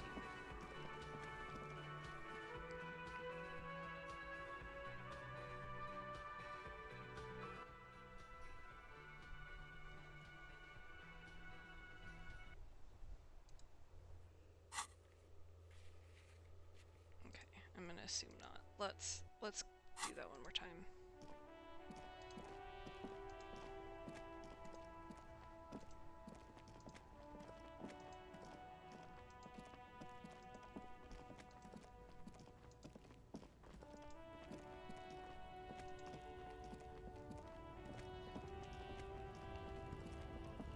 Goodness.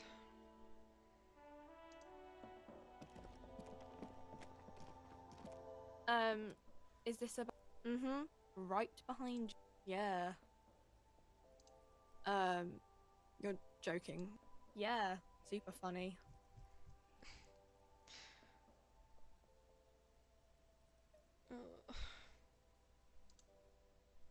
We didn't get Kim to say anything that time, though. Is that fine?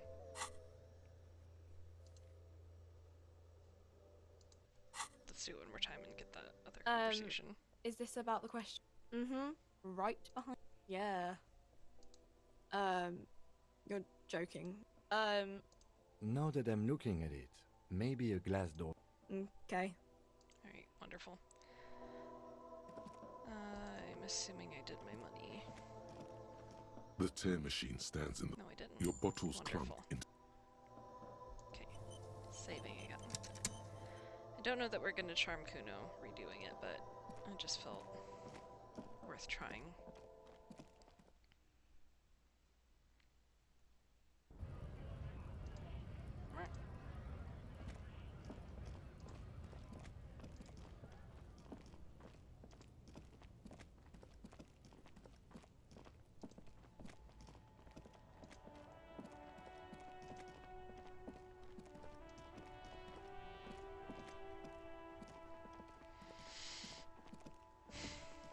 I need to look up how to run.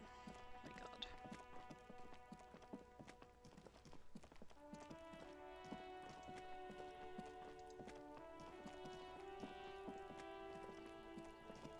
And we'll save right in front of him also. Just in case.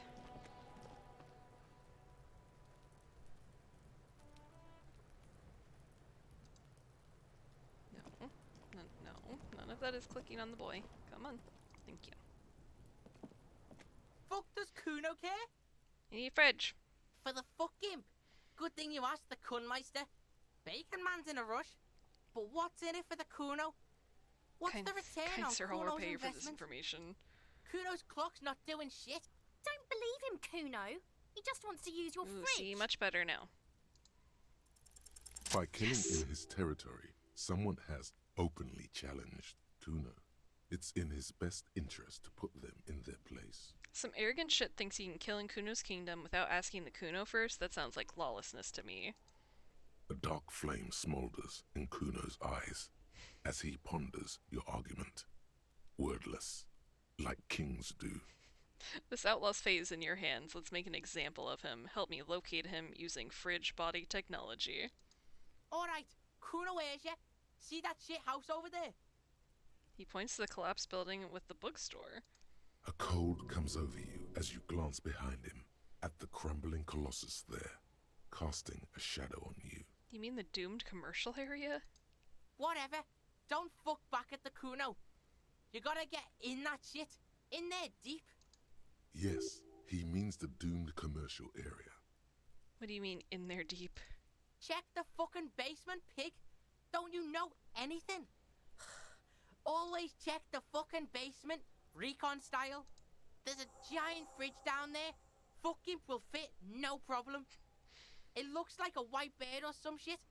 Try not to piss yourself when you see it. Alright, I'm glad that this investigation is tying in with the ghost hunt that I really want to do. A white bear? A polar bear? How do I get in the building again? Through the bookstore? You gotta beg the book bitch. Used to be you could get in there through the doorbell, jam that shit. Book bitch changed that. Kuno doesn't beg, so Kuno doesn't go there anymore. Yeah, book bitch, beggar. You stupid or something? He means the bookstore. We have to ask. Plaisance is the mother of the little girl peddling books on the plaza. We have to ask Plaisance in the store. Impressive note-keeping, Lieutenant. See, the cloud gets it. Listen to your four-eyed friend. Thanks, Kuno. You didn't hear it from Kuno, pig. But don't forget where you heard it from. Kuno owns you now, pig. You're Kuno's property. Oh boy, okay, anyway, Kuno goodbye. doesn't fucking care. Wonderful. Now we have an excuse to go to do the thing I most want to do. Wonderful. Thrilling, exciting. Alright, check out the fridge. Will do.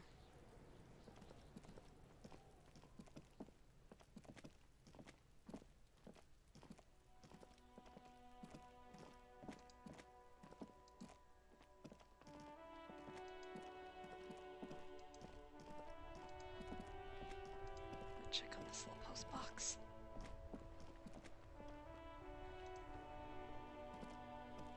The dented yellow mailbox greets you with its graffito and book. No, we're not doing that yet. Okay.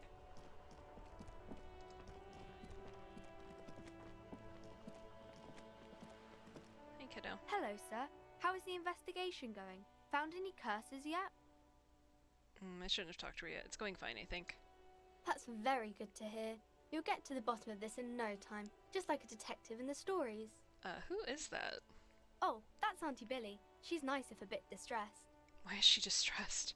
I think she is a bad husband. Not very nice or helpful. Okay. We have to bother her again, too.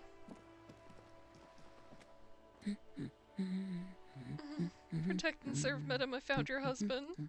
God damn it, I already told you. My husband isn't missing. Well, I found him nevertheless. I'm that good. Very well then. Where is he? Oh boy. There, point to the working class drunk down near the sea. Excuse me? I don't follow. There's something else hiding in her voice, though. A trace of worry. I found a working class drunk and I thought he might be yours. Right, 'cause working class women come with alcoholic husbands. She glances. You know what? She glances over your shoulder towards the drunk. Remember, about that what. Never ever say what. Something bad, I guess. I'm sorry, I say stupid things sometimes. I didn't mean to annoy. You were right. I do have an alcoholic husband. Although not that one. Ha! Blam! Knew it. But you told me your husband's alright. I did, and he is. He's also an alcoholic. So is he missing as well? No, he's not. Or maybe he is, I don't know. He's probably in the park, or in Shamrock somewhere. Drinking with his friends. She looks away. I haven't seen him for... Well, to hell with him. She's completely forgotten about her books, staring blank into the distance instead. There. She's worried now.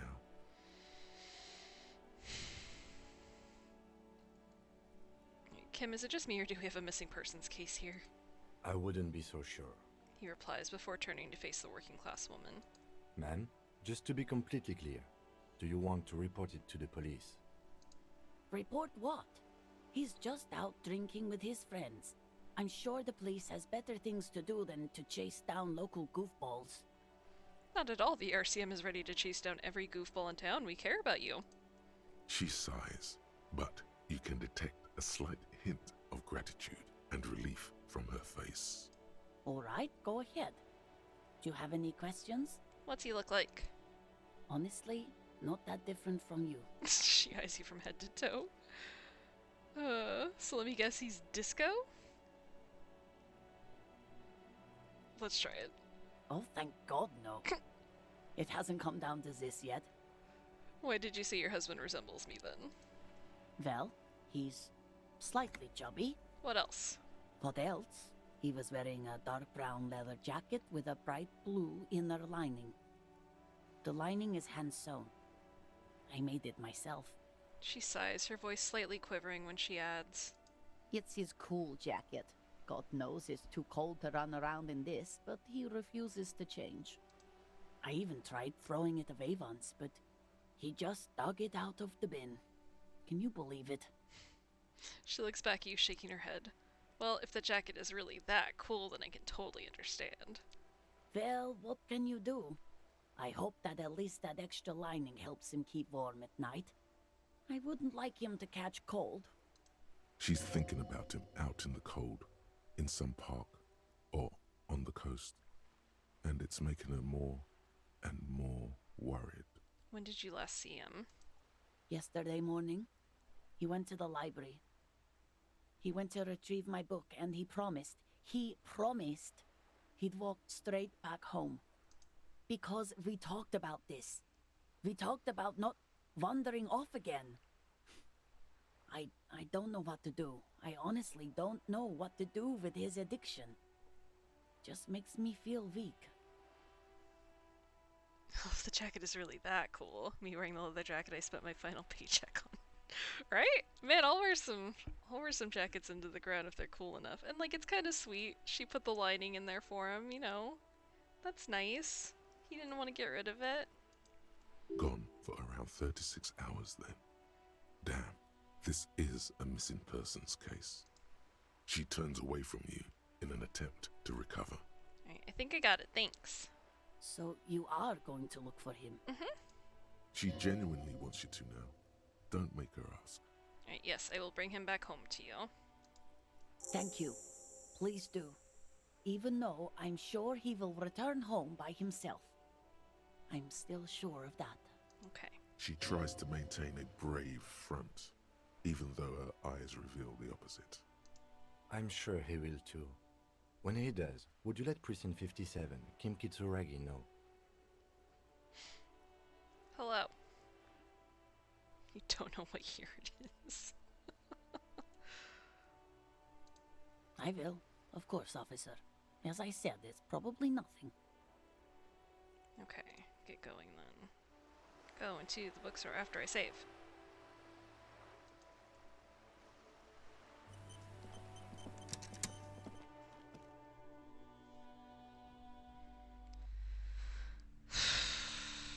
I don't think we actually need to talk to her. I think we can just go back here now. Think. You see a set of tattered curtains blocking the way to another room. A strange cage-like trinket dangles from the curtains. Hooray. You see a dimly lit room full of dusty furniture and trash. A doorway stands in the back, covered in dozens of scary little Sebanese wards, your shadow looming over it like an omen. Oh! Small terrified O escapes from Plaisance as she tries her best to look away, her round face buried in her hands. Let's go! Whoa.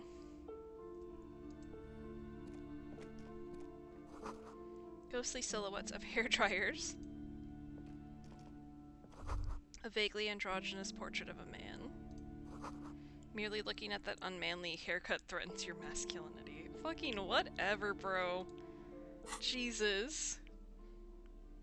I don't know if the flashlight will actually do me any good, but let's at least equip it. Ooh, what were the stats that it added? Put it back. I swear I just saw. Maybe it was from moving the cigarettes, actually. It was from moving the cigarettes. I'm silly. Look at me go, moving my flashlight around. Beautiful. Fine working class husband. Probably drinking somewhere. Okay. I'm gonna put in my notes just because I'm afraid I'll forget.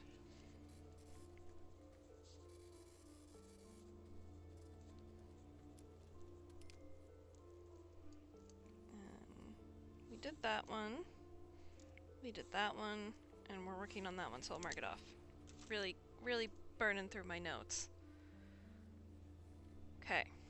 I love it. I can see him moving the flashlight under there. Oh god. Okay, well I don't seem to be finding anything extra yet.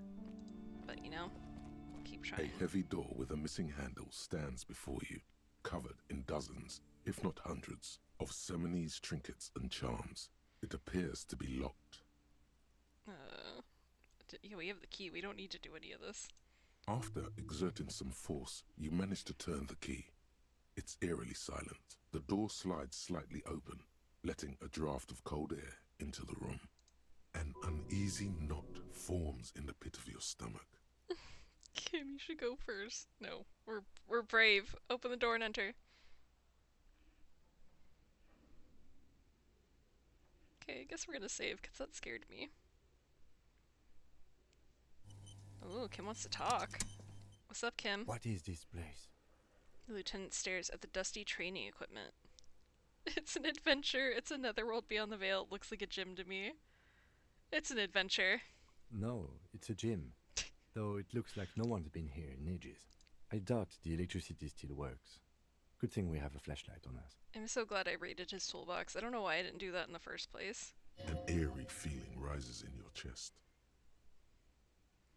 Alright, what if there's a reason why no one's been here for ages? Yes, because it's closed. No need to look for supernatural explanations where a banal one will do. Now let's move on, shall we? No sense of imagination, Kim. Alright, wonderful. Sand is dripping from a punch bag.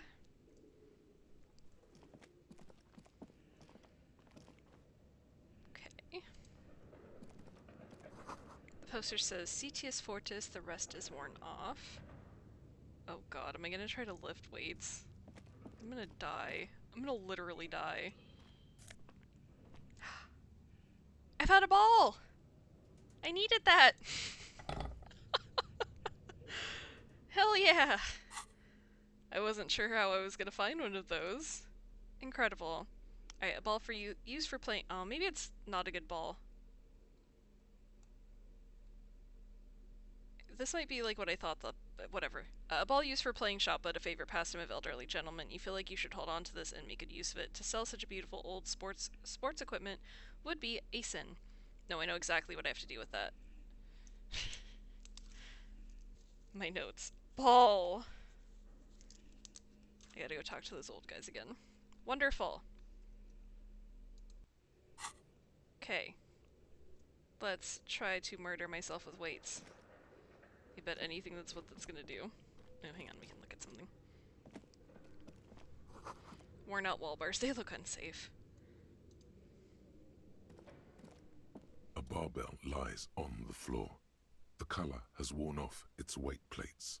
It's 60 kilograms. Your triceps hum at the sight of these weights. Show the world what kind of beast it's dealing with. Lift them. Oh god. There are no collars on the barbell. This is a safety hazard.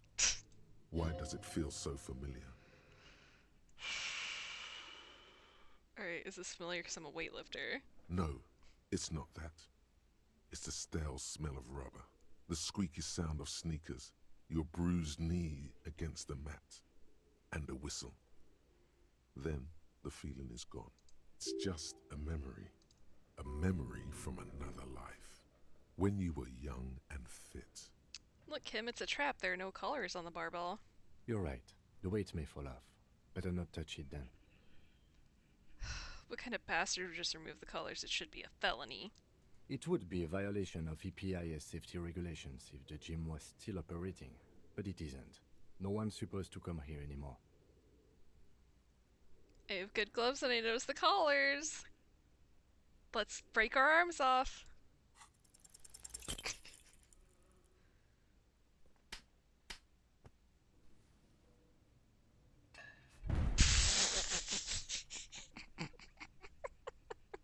You manage to hoist it off the ground, but the barbell feels wobbly and dangerous. Your hands slick with sweat. Turns out you're no beast, just an old man with bad form. Could have guessed. See? See? This place is cursed.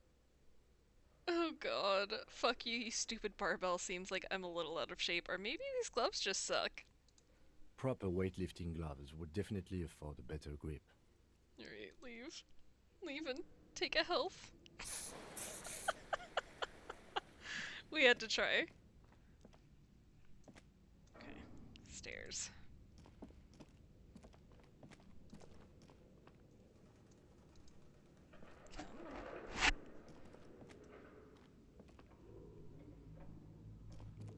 Boy, it's a really good thing I got the gloves. Or the... jeez, the gloves. The flashlight.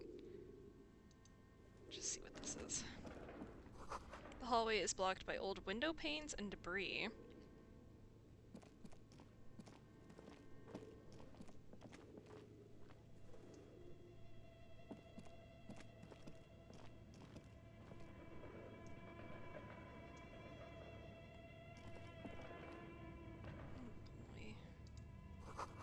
Wild animals stare at you in the dark, stuffed and mounted. A large demijohn full of strange liquid? Don't know what that means.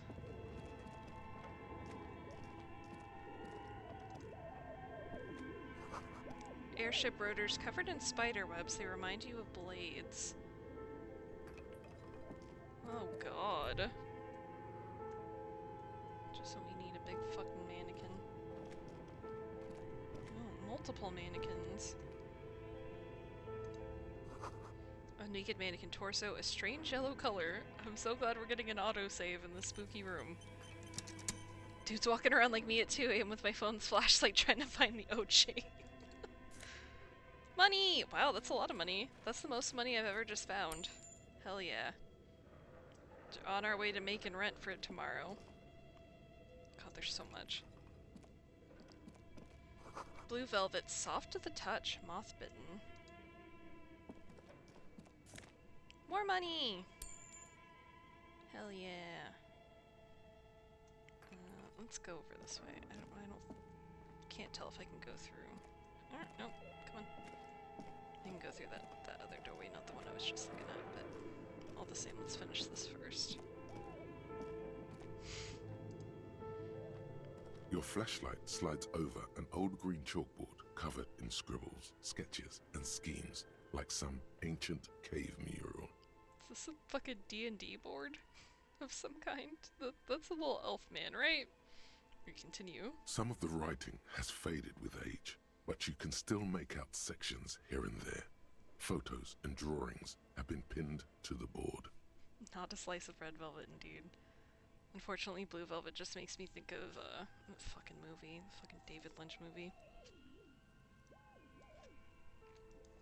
Which I did not enjoy at the time that I watched it. It might be worth rewatching, but... Alright, inspect the drawings. These lithe, pointy-eared creatures appear to be different types of welkins. You make out autumnal candle welkins, casting wax-based magic. Wax-based magic? Translucent welkins, with organs shining under their skin.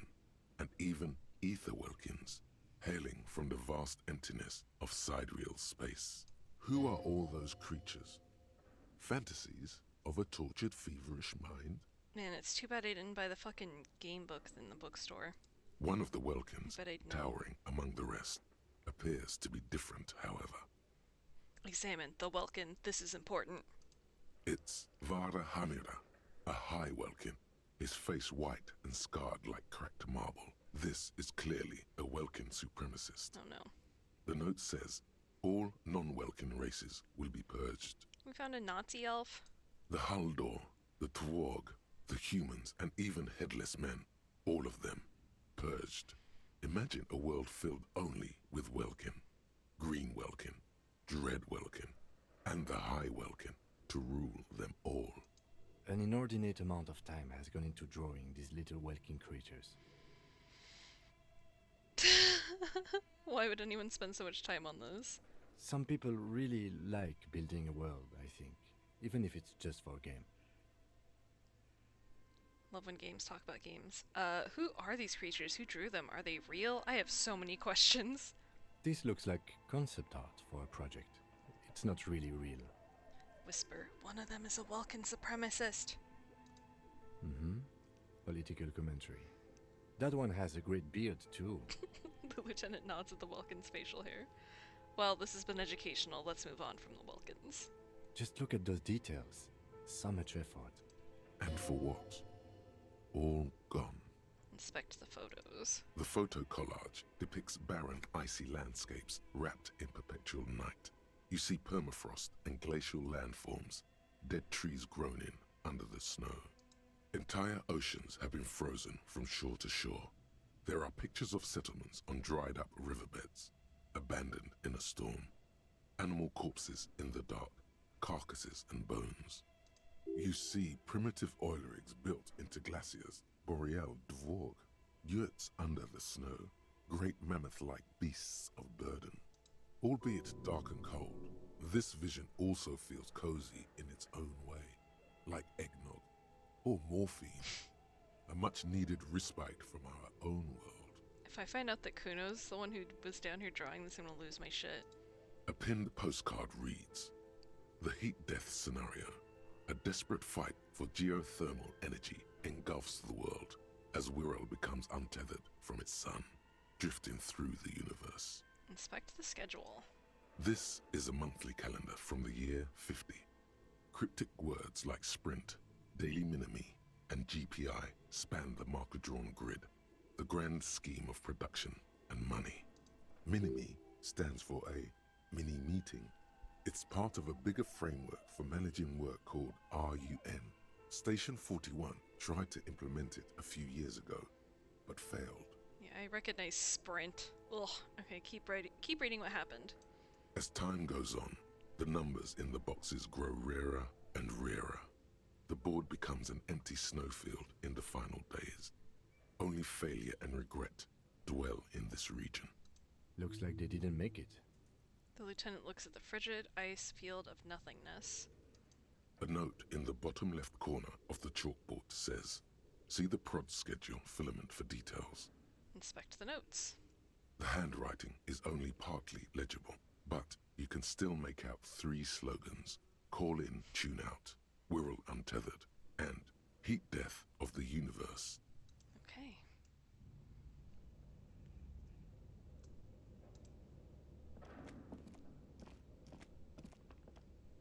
This appears to be some kind of machine with a cube-shaped heart and a wired framework. The keyboard has a rectangular on-off button. A piece of paper still hangs from the printer. The radio computer. Just sitting here without anyone inside. Alright, watching you circle around the machine. He sounds surprised and a bit cautious. But we are looking for a fridge, and we are pressed for time, so...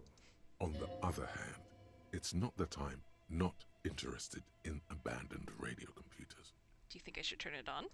Maybe the body has stopped decomposing somehow. I don't know. You're in charge of this expedition, officer. Hello again. Is the lieutenant a little scared? Just now when he looked around. Fuck it, let's turn it on. The machine lights up like some prehistoric animal stirring from its slumber, revealing fluorescent play and print keys on the keyboard. The hatch on the machine's central compartment is wide open. Look in the compartment. It's empty like a beehive without its brood. Some cables have been left dangling, disconnected.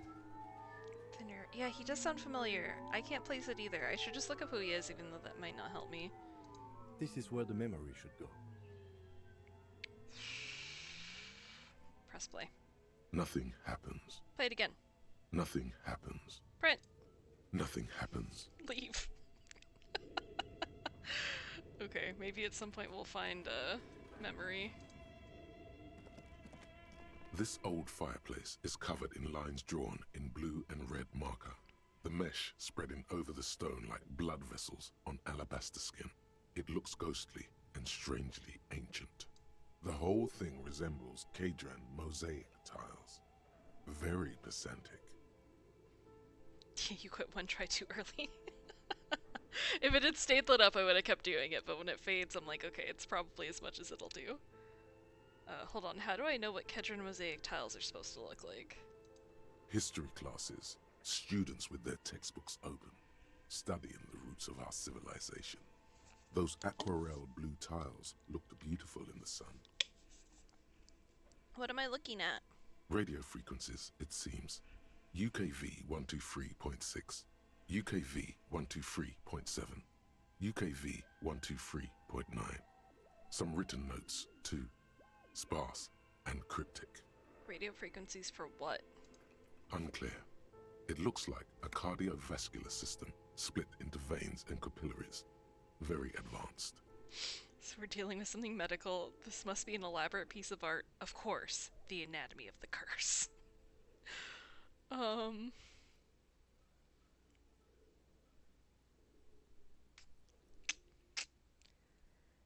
don't think it's actually medical. Art is probably the best answer, but that is really funny. You think so? The web is comprised of radio stations, all lead back to one red heart, titled the Game Master Frequency. A note says, this one can listen in on any station it wants. Looks like a surveillance program. Wait, who's the Game Master? Someone very important. The leader of a massive on-air game built by these people. A conductor for the hundreds of story threads that pass through the Game Master's frequency. If it's a game, then who's playing? Whoever decides to call in to a call-in station, it looks like. All of this is gone, left unrealized. There's no way a little basement studio working here could pull anything like this off. You don't know that? My God. It's as if the less money they had, the more ambitious their project became. Why do you say that? The schedule. I know doom when I see it. The company was running out of funding. Right, what else? Nothing. It's just lines on marble. An echo from times long gone. No one has used the fireplace in ages. Games about games. Alright, door there. Ooh, Kim wants to talk. Okay. What do you think is going on with that computer, chalkboard, and fireplace?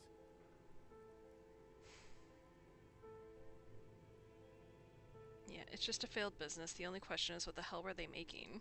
Yes, that is the question. The lieutenant takes a step back, steepling his hands. It looks like one of those popular pen and paper role-playing games. Only these people were trying to automate it, make it work on radio computers. Utter madness, he thinks, as a compliment. How are they planning to do that? Through call-in stations. None of the players have to be physically present. Anyone in the world can participate in the game, as long as they have a two-way radio. Then there's the Game Master frequency that listens in on the smaller call-in stations. I think that was supposed to coordinate the stories, functioning as a master of ceremonies of sorts. Has anyone ever done this before? Not to my knowledge. They make automated games in Grad, Messina, Königstein. You know, places with industry. Not in Revachol West, among the ruins. But I don't think anyone has attempted to create an inter-isolary game before. We just don't have the technology. And this was a role-playing game? Indeed. Those Welkins are a dead giveaway. Role-playing people love that stuff. The world looks like a modified version of the WeWorld board game, with hit death thrown in. Super cool. Someone should give them millions of real immediately. This game is too good to be left unfinished. I don't know. Supporting an RPG? Disgusting. Wait, what do you think happened to the company? No idea. They stopped filling out the schedule on the chalkboard. Wow. Indeed, it's ambitious and untethered from reality, but... The lieutenant tilts his head, thinking. They were insane if they thought they could do this. It's just a play to cheat money out of their investors' pockets. The curse got them. I see no other explanation. The world is cold and lonely. This would keep it company. Let's finish it. Do we have any money? Let's give them more money so they can finish and make it bigger.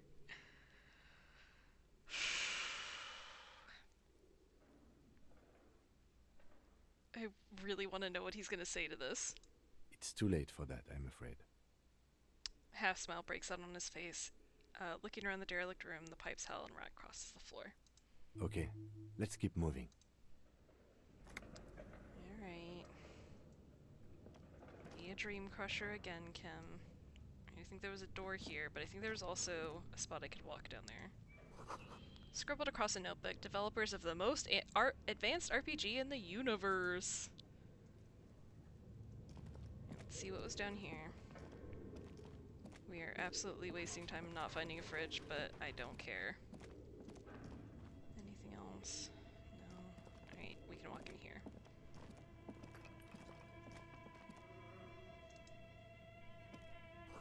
Steel rotor blades bearing a Slipstream logo.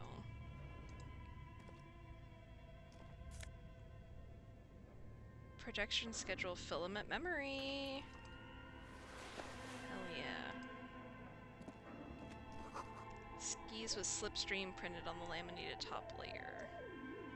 Alright, so nothing else. Oh, are those stairs? Or is it just the weird wall? It's the wall.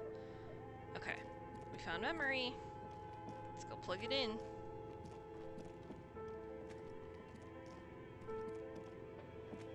Waste even more time.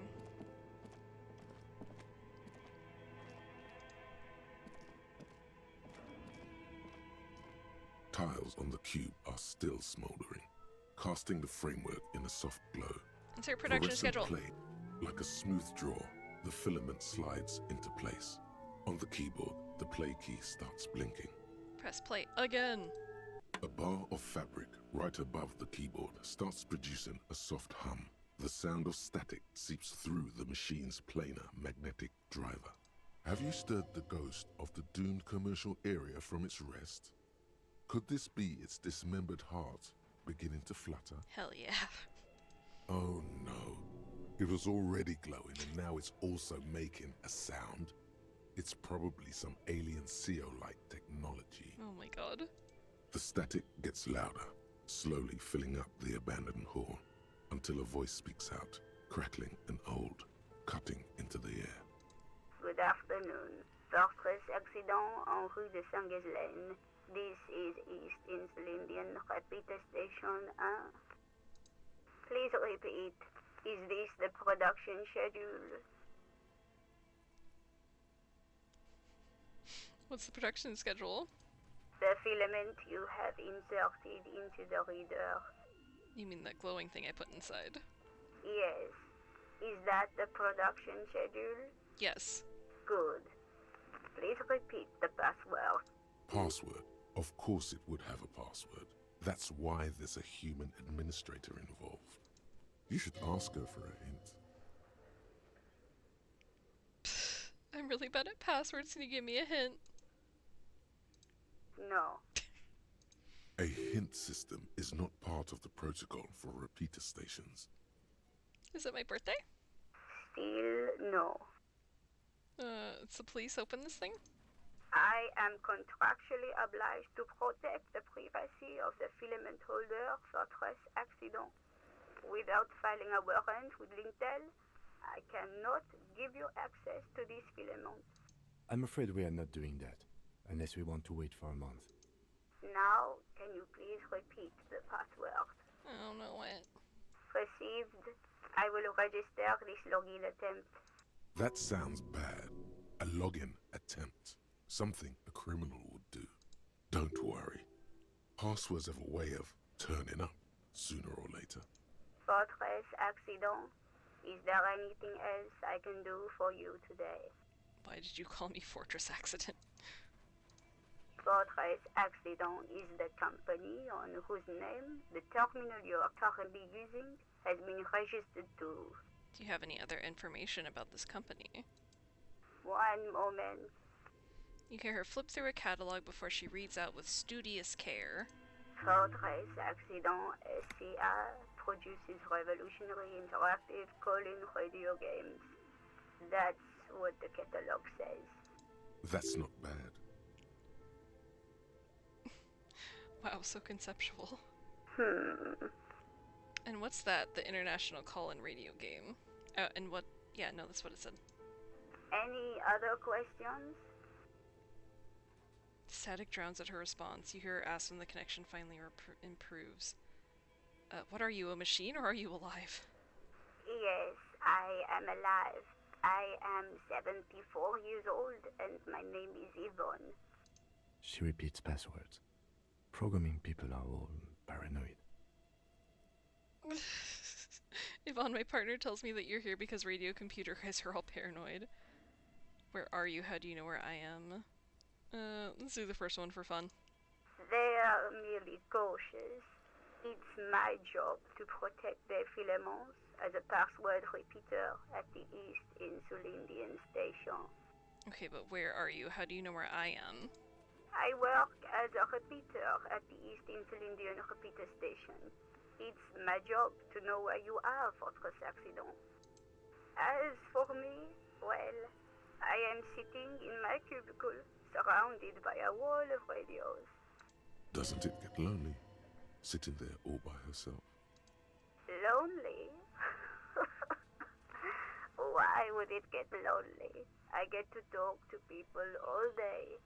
That's why she does this. Now, please tell me if there's anything else I can do, Fortress Accident. That's all for now. Thank you, and goodbye. You need a password. Which I'm sure we'll find somewhere.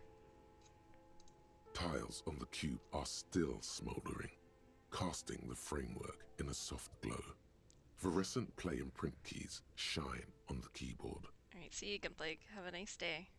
Let's try print again. Nothing happens. I guess we can keep it. The filament slides out of its glowing nest. Let's look at it. Production schedule, filament memory, price $50. Damn! That's tempting. A cube-like crisscross of filaments feels oddly fragile in your hand, its intricate structure covered in dust. Silver tape on the side reads, production schedule note, this filament contains information that can be read using a radio computer. It was too much to hope that it would magically see what the password was on there. Alright, we'll wander around a little more and see if we find anything. Maybe we'll get lucky.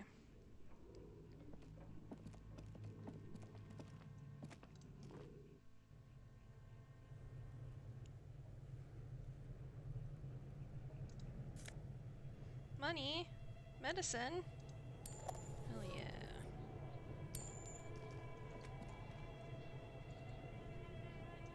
Oh, that's a huge bear. Oh god. Oh no. Kuno was being very literal. You see a terrifying ice bear with a strange compartment in its belly. The door is covered in frost, and the bear's eyes are glowing red. Unbelievable. This ice bear is a hyper carnivore. Be careful. The bear looks oddly realistic. Is it taxidermy? Crack open the door. A gust of freezing cold air rushes to greet you. You hear a low grumble as the bear regulates itself. This is the inside of a refrigerator. Jesus Christ. The lieutenant takes a peek inside.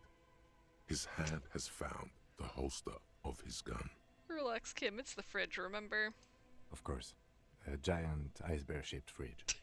He relaxes his hand, his face bathed in the harsh light of the open fridge door.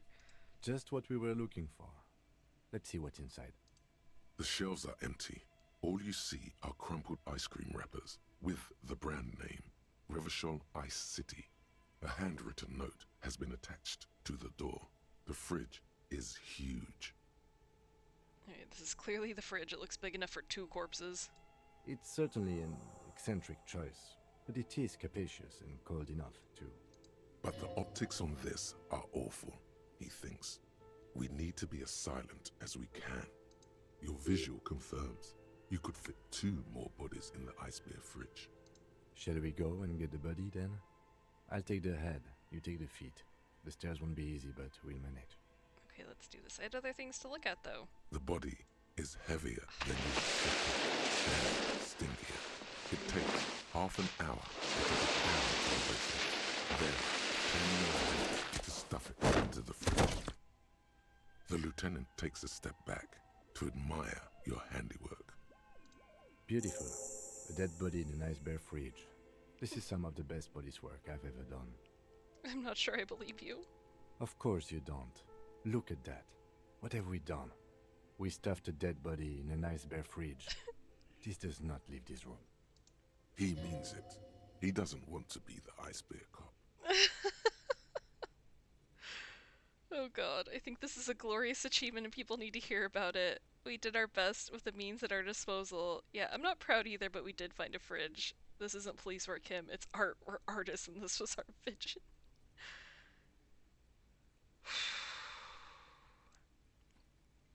I'll do this one.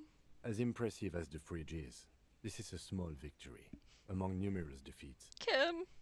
At least we've stopped the body from decomposing further. Now you can conduct another inspection, under controlled circumstances. Inside the icy realm of the ice bear fridge, the corpse stands slumped, waiting. I wanna do these things first. Take the note from the door. You pocket the note and the little fridge magnets keeping it on the door. Alright, examine with ice cream wrappers. A friendly cartoon bear smiles back at you from a glossy cellophane wrapper. It looks nothing like the fridge, or the decomposing body in it. Alright, what's a giant bear-shaped fridge doing in an abandoned cellar in the first place? Good question. It looks like an ice cream fridge. So they tried to sell ice cream from this hyper-carnivore? I know. What an unfortunate marketing choice. What is even worse, the bear is still costing them money to this day. The lieutenant points to the red sneaky cable running from the fridge. I mean, yeah, who's keeping this thing plugged in and working? The electricity bill must be catastrophic. On the other hand, it did help us with a certain corpse situation. Lucky us. Alright, we'll do this again. I thought we decided to leave it to processing. Okay, so you can sneak out of your roommate after he's gone asleep.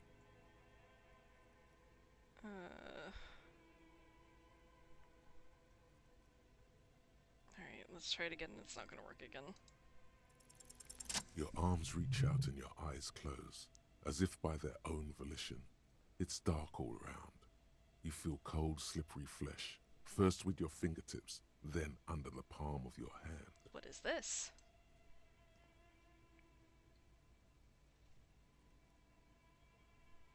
His face, his cheeks, his nose, his fat, swollen lips. Like a spider, your hand crawls over his features. Everything is silent.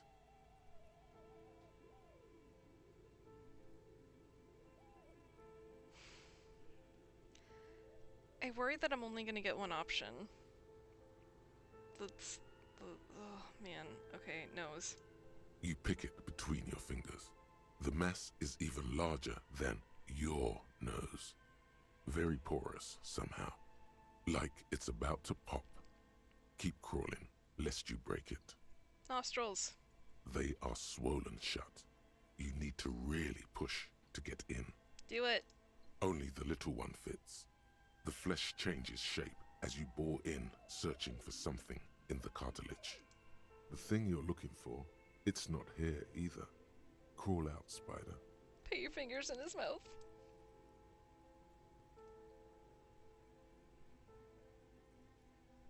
The oral cavity is cold and moist. A ball-like tongue attaches itself to the base of the mouth, lolling around like a scallop. You're on the right track. Play with it, this feels right, it doesn't. The tongue moves freely in the cavity.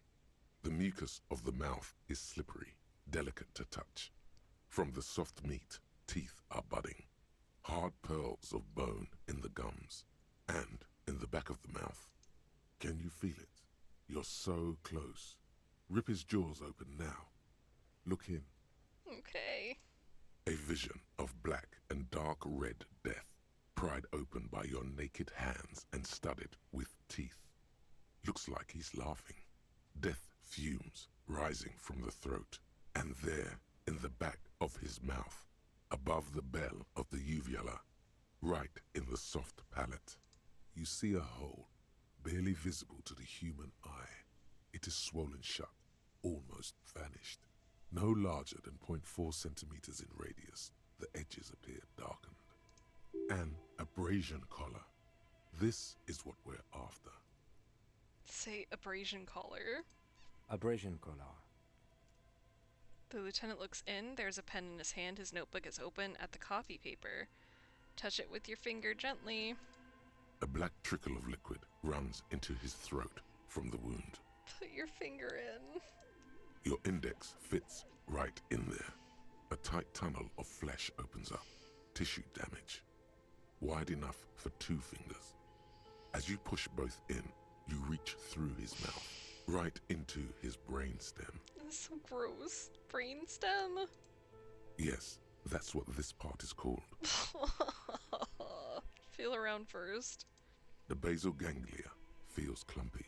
What entered here has torn apart his reptilian complex. This man will never sleep again. Never wake. Push deeper. Your fingers slide into the remains of his limbic system. There is no resistance. It's gelatinous. The slug-like structures are damaged too. The tearing extends deep into both hemispheres. There's a cavity cut right between the hemispheres. The lieutenant answers with the sound of his pen on paper. Push deeper. Your fingers are all the way in now, reaching toward the inside of his skull. The cavity goes further, but the entry wound isn't wide enough for the rest of your hand to follow. Wriggle in. Your fingers reach toward his skull. His cerebral cortex feels like jelly. Cold jelly. Strange fluid streams down your wrist as you push deeper until you feel it on the tip of your finger. Ugh. Sharp, serrated material. The edges cut right into your skin. I feel a solid object right under the skull. Can you get to it? He searches his pockets for something. Inspect first. There's a tiny crack. A protrusion in the cranium. Right in the back of his head. Your finger must be pointing straight at it. From the inside. The object that is in there stops just short of the skull, in the encephalus, knocking this tiny fracture into the cranium. We have the makings of a very small exit wound here. The lieutenant leans closer. Okay, please don't fail. Oh, thank God.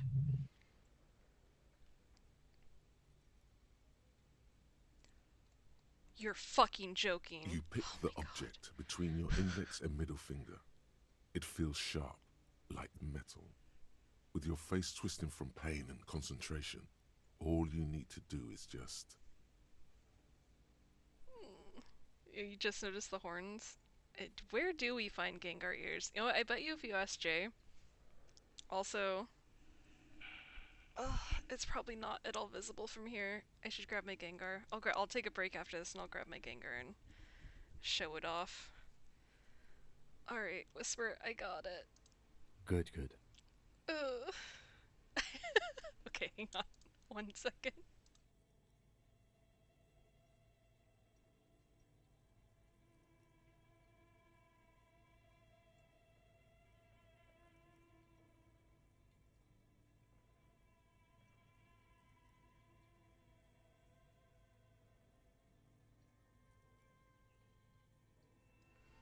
I was so sad I couldn't get Gengar and the copy of Diamond you sent me because trading is gone now.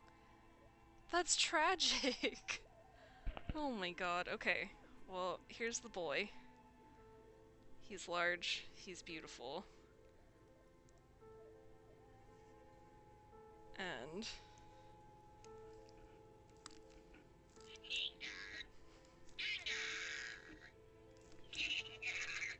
and he does that.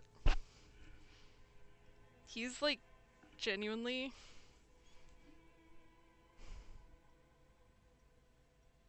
so comfortable. Okay. Well, now you know the boy is here. Now I'd have to find a nice place for the boy. Ugh. Don't fall. Alright, now he's just gonna stare at me while we do this horrible autopsy we're doing. Whenever I have to describe my body type to someone, Gengar shaped. Soft, shaped like a friend. Oh my god. Okay, back to the terrible autopsy we're doing. Slowly pull all your fingers out. The inside of the head feels cold and smooth, like a glove. Sweat dripping down your brow. Careful not to lose the prize between your fingers. With a plop, your hand emerges from the mouth, covered in blood up to the wrist. Between your fingers, a small flower, a blossom made of lead. Soft and shaped like a frozen pizza consumer. Whomst amongst us, you know? Who could turn down a frozen pizza? Alright, we dug a bullet out of a guy's head, and we enjoyed a Gengar together. This is all going great. A bullet. The lieutenant puts a small bag marked evidence under it. Drop it in. The bullet falls in the bag, leaving a smattering of blood on the plastic. He raises the bag under his eyes and says, The basis of any good friendship. A non-caliber. Rifled. Some kind of brittle alloy. Fractured on impact. Can I have it? Why would I want it? What am I gonna do with it? Keep it, Lieutenant, as a gift. No, you deserve it. We can log it later. Wow. Lieutenant drops the bag in your bloody hand. It feels light. You don't want to keep the... whatever, sure. We need to add an item to the injury list. Injury number 4. Oval entry wound with an abrasion color. Soft palate, back of mouth. Okay, so... I cannot believe we passed that check. I'm so eager to save. High velocity. Temporary cavity in brain tissue. Small exit wound on the occiput. How does that sound? Sounds about right. Opinion, fatal injury. Goddamn right. And one last thing. We should amend injury number 3. Ligament mark. New opinion, non-fatal. Post-mortem. Treatment. He's proposing the bullet was the real cause of death, and the hanging an attempt to conceal this fact. Yeah. Yeah, let's just say that. I'm so nervous now, because there's been a few times where, like, it hasn't let me go back and say a thing again. But I think I know what he's talking about, so we'll just say the ligament marked the fractured hyoid bone. It was all treatment. Yes, and the belt around his neck. The hanging. Even dragging him to the yard. All of it was done after this man was already dead. Dead dabba-doop-doop. You think so? Agreed. Aren't we jumping to conclusions? Well, let's have fun. Dead. I love Kim! I love him so much. Alright, agreed. I have had my doubts since you showed me the tracks. Why did they carry him over? Why not march him, I thought. There was no satisfying explanation. There have been other signs too. Small details. Everything is too neatly designed for us to assign probable cause here, as we did, full-heartedly. Well, no more. I cannot believe that we passed that dice roll. We got so fucking lucky. We almost fell for it, he thinks. Almost. There is, of course, the very real possibility he was both shot and hanged. Okay. Maybe they shot him while they hanged him? To put him out of his misery? It's possible, but it does not explain all the other dubious things here. Lack of struggle, primarily. I may be intellectually sloppy, but I prefer one theory at a time. And this just smacks of treatment to me. Okay, yes, you are being represented by the bear fridge. I honestly couldn't believe you didn't say anything sooner. The thing is incredible, and it was full of ice cream. Or at least at some point it was full of ice cream. The fucking dream. And shot and hang someone is really unpopular. They do not like this man. It sounds like he did some legitimately awful things, so I should be madder about him being murdered viciously, but I'm currently not. Who would do this? That's for us to find out. But this, it will make finding them just a little easier. Why would anyone do this? To hide something. The real killer? The real motivation? What really happened here? I have glasses, I do not wear them. Expect me to miss everything. Giant bear! I love that I have the flashlight now, so it's really emphasizing. Big bear man, come on! I think I need to wash myself. Oh, you really do. I am glad to hear you say that. Your room in the Whirling in Rags should come with a bathroom. Be sure to make use of it in the evening. Kim's like, yeah, you've been disgusting the entire time I've known you. Why haven't you showered already? Alright, maybe the bullet holds more answers. Yes, we should take a closer look at it. I am certain it has more to tell us. This little thing could reveal much about the weapon that shot it. Okay, I have to walk up to my uncle's 50-inch TV to see what team we're playing the other day. I'm very blind. Where are your fucking glasses? Put them on your face. They're good for you. Alright, what happens next? We bag the corpse and carry him to the holding pen of my kinema. I can transport him to processing myself, but I will be gone for the rest of the day. You'll be gone? What should I do in the meanwhile? Work on the case. Tend to personal matters. Try not to do anything too dangerous. An officer needs backup in a neighborhood like this. I don't want you to leave me. We're supposed to go talk to someone together. I'll leave that choice to you. And one more thing. Great work, detective. Kim is proud of me! Oh, he looked me in the eye and told me he was proud of me. Oh my god, we finally did it. This will be temporary. I'm gonna let him down so bad any second now, but like for like a brief moment in time. Kim is proud of me. Oh, I'm so happy.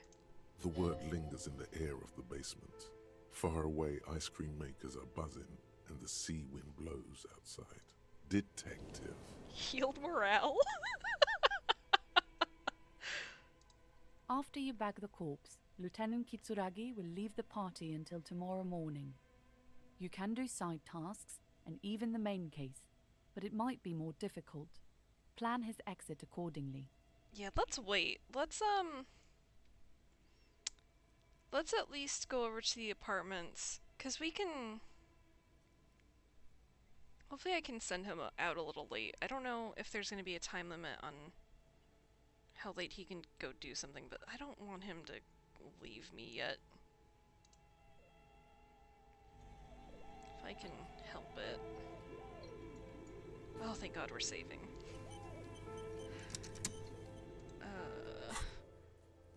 I was told I do not look good in them, therefore I avoid them every situation I have to wear them. I just nod and pretend I can see things. Works great until I'm at traffic lights. Very slightly dodgy. Don't fucking drive without your glasses. Also, if you don't like your glasses, then get ones you like. It's never been easier to get a variety of glasses off of the internet for cheap. Trust me, I know. Oh my god. I also don't believe that you don't look good in your glasses. I'm pretty sure I've seen you wearing glasses and you look great. Unbelievable. Unbelievable. Fucking Jord. Alright, what's a giant pear-shaped fridge doing in an abandoned cellar? Finally the right question. Yeah, we this building is like housed a number of different business ventures and they all seem to fail. And I have no idea why anyone is leaving this thing plugged in, but they sure fucking are. Alright, wash off the death smell. You reek of death. Wash it off. There's a bathtub in your room. A good place to visit once you can have some privacy. You don't drive. Okay, good. Wouldn't put that on my fellow man. I picked glasses I thought were good and then my ex... Fuck your ex. Who gives a shit? Unbelievable. Don't even. That's fucking stupid. That's rude, and I'm positive it's not true. Oh my god. Send me a picture of you in glasses. I guarantee I'm not gonna think you look bad. Guarantee it. And if they do look bad, I'll tell you and you need to get new glasses. I also won't lie to you, but I don't believe you look bad. Okay. We have a handwritten note. You're also too polite but bet. I am polite. I am nice. I love you very much, but I will tell you if they're stupid glasses. You can trust me. Alright, handwritten note from the fridge. Handwritten note you found from the giant ice bear fridge. It still bears some marks from the fruit-shaped kitchen magnets that were used to secure it to the refrigerator door. The note is written with a blue pencil on a piece of lined office paper. The kitchen magnets have left spots on its surface. Send selfie with a content-aware scale on wearing glasses. Tell me I'm beautiful. Does it say anything interesting? The lieutenant leans closer to read the crumpled note over your shoulder. This is tangential at best, but the lieutenant's detective instinct is still active. Read the note. Someone has scribbled, S. I can't believe the off-site copy is still here. The illiterate ginger kid keeps stealing stuff from the studio, so I had to hide it somewhere safe. What? You'll find the filament memory with the off-site copy in the frozen ice cream maker. Please take it home, ASAP. It's important. I'd do it myself if I lived in a civilized place with a freezer. Take care, silly soif. The illiterate ginger kid. Yeah, no, that kid is horrible. And it's a good succinct summary, unfortunately. I wonder who wrote that note. Looks like someone from that radio game company upstairs. I'm a little surprised they just left their property lying here. Maybe they had to leave in a hurry. That's a plausible hypothesis. We know who I'm gonna make him say it. Really? You don't have a single guess? You mean Kuno? Oh, I'm sure that child would love to get his hands on a filament memory. Even if he doesn't know what to do with it, he'd probably try to pawn it for speed, based on our encounter. Let's make him tell me, because we don't actually know, but we got the idea. It belongs inside a radio computer, storing its memory. It's like a tape. You listen to disco tapes, right? It's like one of your disco tapes, only for a computer. It's like the production schedule you found. Only this one's an off-site copy. Do you have any idea where the frozen ice cream maker would be? I don't know. I assume it's somewhere close to the ice bear fridge. Alright, put the note away. What else? We got a bullet to look at. Bullet mushroomed out on impact. It now looks more like a fanciful jacket button than something that could pierce skin, flesh, and bone. The bullet is safely sealed away in a plastic bag bearing the RCM stamp. Kim has filled out the label on the bag with the item number, case number, and date and location the bullet was found. Disco tape. I'm 26, but this phrase is making me feel ancient for some reason. Please never say it again, Mr. Frenchman. Oh, he will. I promise. We actually, oh my god, we have a mission right now, which is to find a tape, and we have to find a tape that has a sad song on it, so that we can play it on our boombox and memorize it and sing it at karaoke. And this is one of my, like, top 3 things that I cannot wait to find a tape, but I cannot wait to do horrible karaoke in this game. Beside his orderly handwriting, the bullet looks especially sad, like a tiny, shriveled head of cauliflower. What do I do with you, Bullet? What? The lieutenant stands closer. I said, what do I do with you, Bullet? Well, if I was the bullet, which I'm not, I would say, find the weapon that shot me. Sad songs on our boombox for karaoke. This is my new favorite activity. Look forward to you coming to visit. Dude, if I fucking get over there and we don't all do karaoke, I will lose my mind. Right, good idea. If we find who owns it, we will have likely found who used it, possibly to kill our victim. In conclusion, the more we know about this bullet of yours, the better. Right, feel the bullet through the bag. The squashed bullet has some sharp edges where the jacket has split open. It feels cold, even through the bag. You wouldn't ordinarily have cause to handle jacketed bullets. The citizens' militia uses cast bullets only. Little pebbles of metal loaded from the muzzle, usually in a cartridge. I've already cleaned. Oh my god. Yeah, I don't know how you do. It's hard to do karaoke sober. I've done it, and I could do it, but it's a little more fun if you've had a drink. I can't wait to hear you sing Japanese. That'll be wonderful. Right, inspect the bullet closer.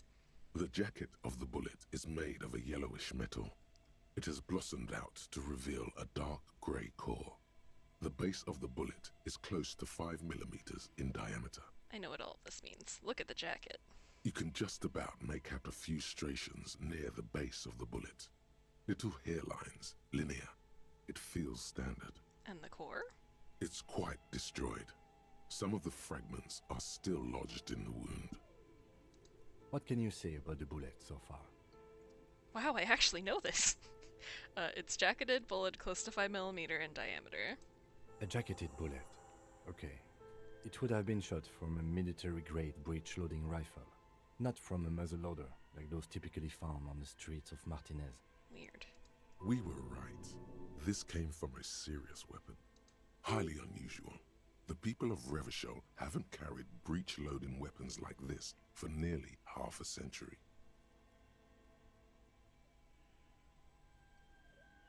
I can think of one old man who's still in an old military uniform, but I don't know why he would do this yet, so... Even the RCM uses ordinary unjacketed conical bullets. This is strange. Very strange. I like this, officer. Strange means unique. Unique means incriminating. We need to find the gun that shot it. Something tells you that won't be anytime soon. This'll have to be one of those epic tasks that's open for a while. Alright, might as well do it. You can't remember what happened last week. What makes you think you're going to remember arcane firearm models? Alright, the bullet has nothing more to say. Put it away. Alright. Quick save. Can I do it while I'm in a menu? We'll do it in a second. Alright, find the murder weapon. You need to find the firearm that killed the hanged man. Something tells you it'll take some time. You could start by identifying the bullet so you'd know the weapon that shot it. After that, keep your eyes open.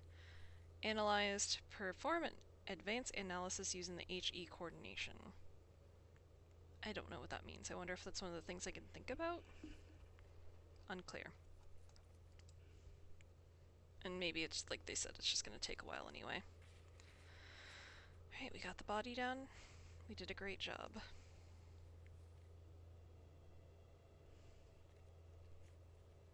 Is that a new thing? I don't know what that is. Backyard wall. I mean, I can guess where the backyard wall is, but I don't know what that's actually gonna mean. God, I hate this. Why does this particular menu so badly not want to work?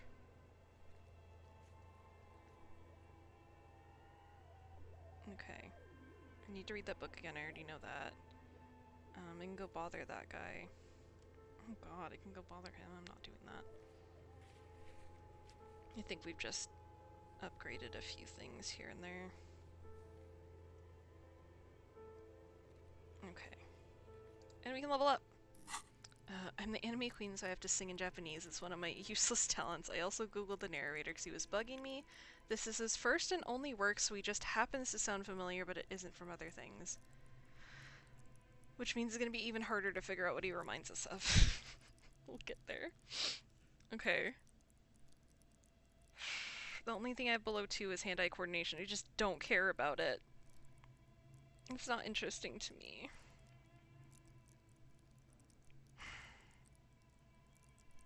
Just this one this time. We'll get it up to 3 and then we'll figure out more fun things to level up. So I don't even have my gun back yet. And like at some point I'll care about it, but it's just, you know, it's not that thrilling. What did that? Oh, it probably gave me a chance to do something again. He reminds us of the He reminds us of the narrator from Disco Elysium. I'm gonna track him down and hurt him because he'll make me lose sleep tonight. Jesus. Okay. Oh my god, so much has happened in this little room. Oh my god. Okay, we've got something over here to look at. We've got a few things. Ice cream maker, defrosted and unplugged.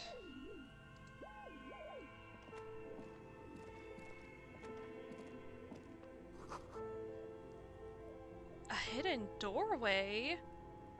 Oh man, I'm not ready for that. Let me look around the rest of the room first.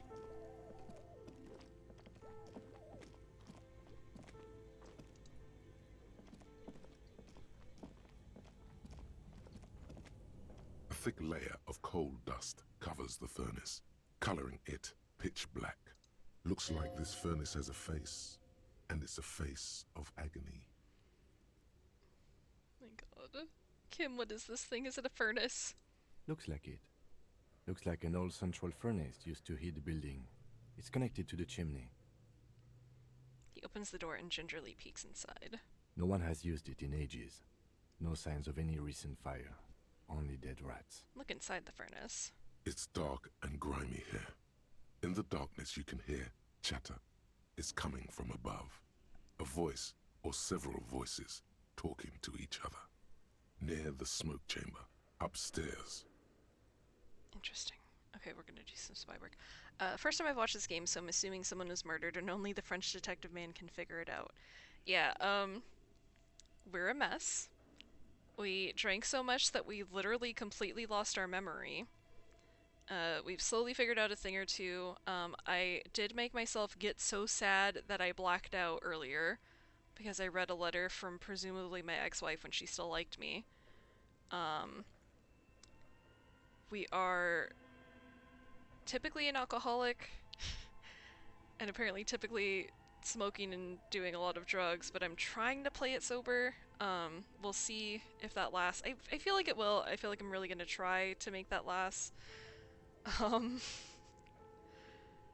Everyone thinks we're horrible. We did a lot of really horrible things when we were blackout drunk, as you would expect. So, like, talking to some people, I don't know if we're gonna run into too many people that we met already at this point, but earlier it was a lot of, like, you were, like, horrific to me, and you were walking around with your gun, putting it in your mouth, saying you were gonna kill yourself, which is, like, a thing I did to multiple people throughout this particular evening.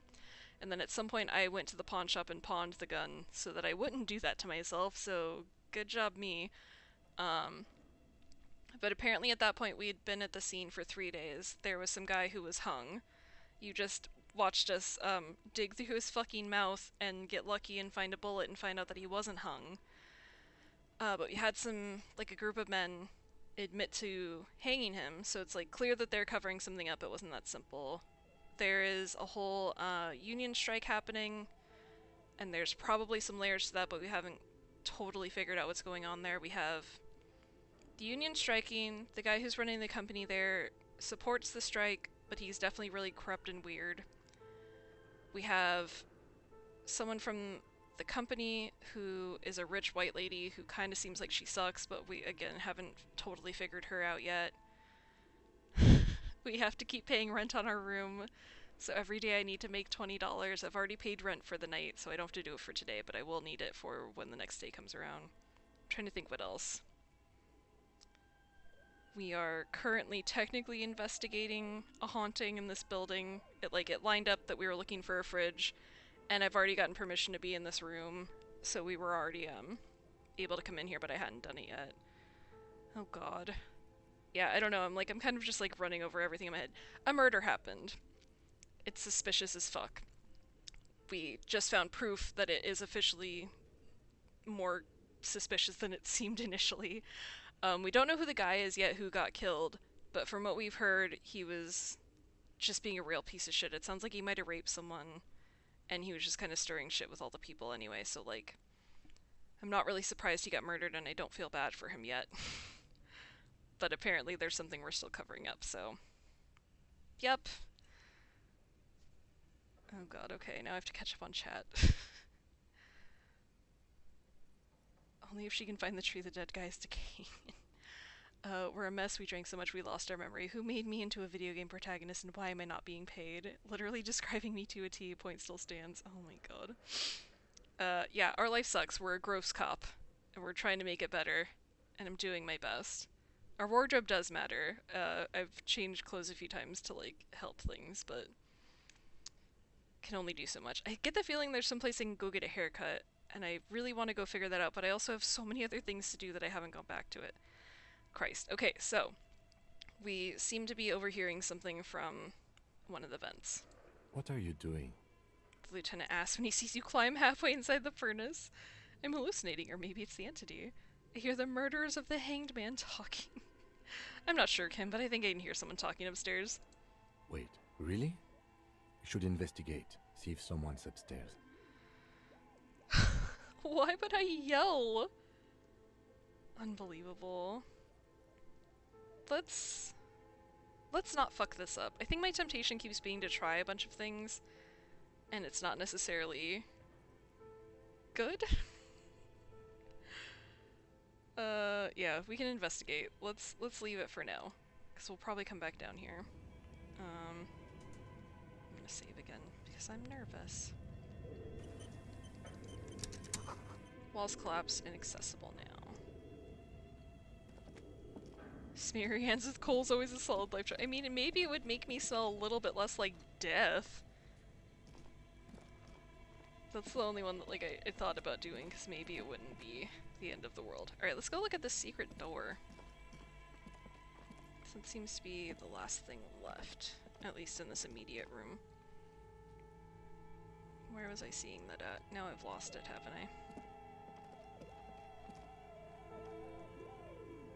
Maybe not. Maybe we're okay.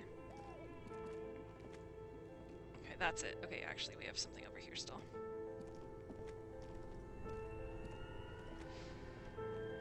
Please look at it. A frozen ice cream maker that's still running. Why is all this shit still running?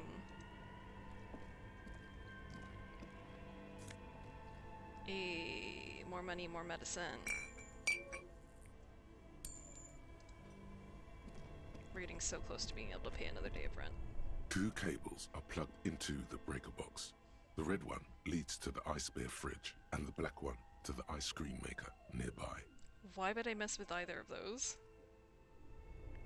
Oh my god. Ruin our frozen body situation.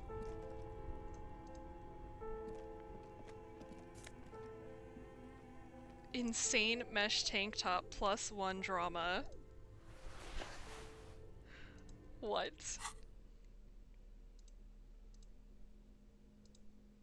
Clinically insane.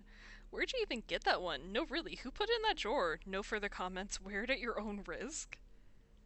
I think the shirt I've got on, yeah, it adds logic. This is like the exact opposite. We're gonna leave it for now, but at some point we're wearing that. How could we not? Intercom wires running into the breaker box. Jesus, there's too many places to go in here. Why is this fucking building so big?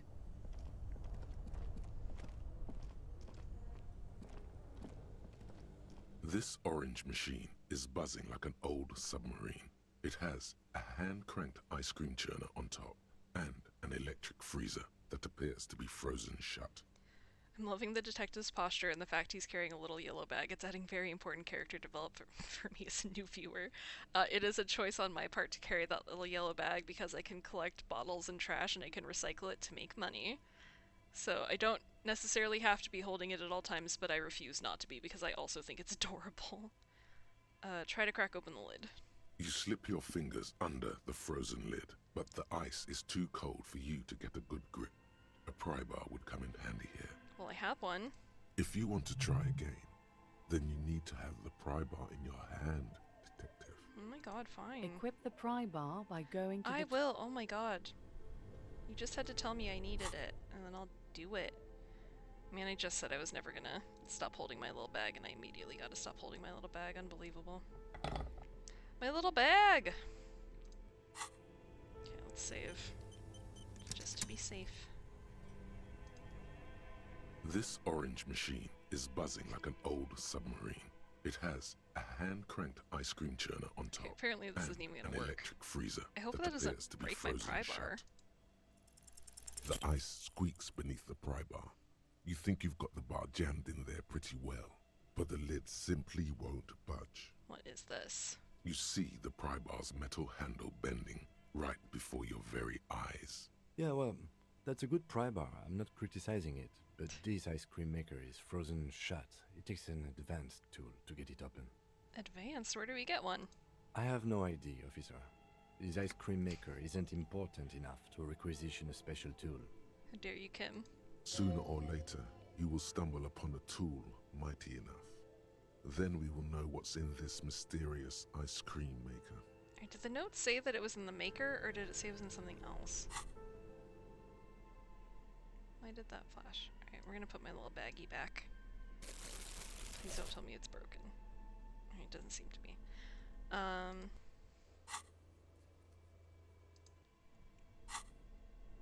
Let's see. Let me read The it note again. is written with a... Someone has scribbled. S. I can't believe the offsite copy. You'll find the filament memory with the offsite copy in the frozen ice cream maker. Please. Okay, so it probably isn't there. Passwords in frozen ice cream maker. I wonder if that was a thing we could unplug. Because it would still need to melt. So it might still be a later thing. Me and my notes.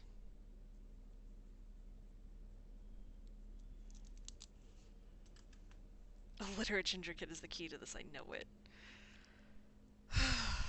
Okay.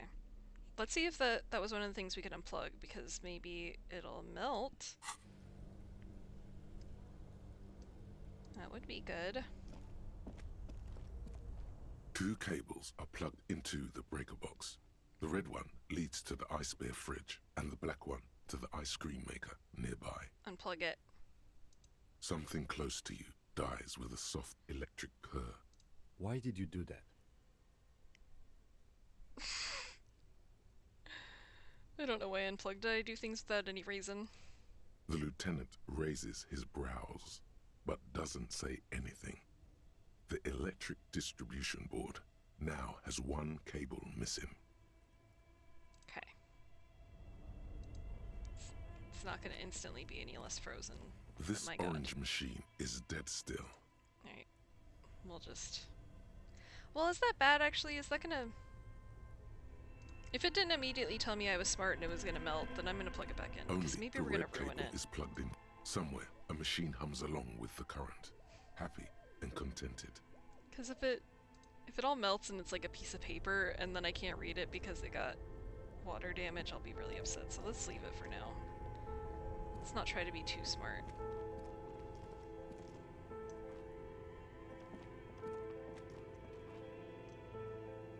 Was there anything else that direction? I feel like I'm like constantly confusing myself here. I think there wasn't, but I'm worried. Or there was, yeah, there's big steps. I don't want to do that yet.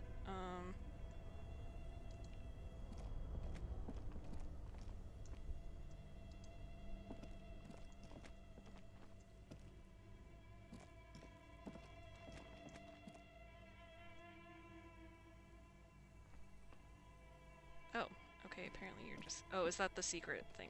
Probably. 2 rusty rifles are hidden above the piping. They look inoperable. Someone has stuck some busted guns beneath the ceiling.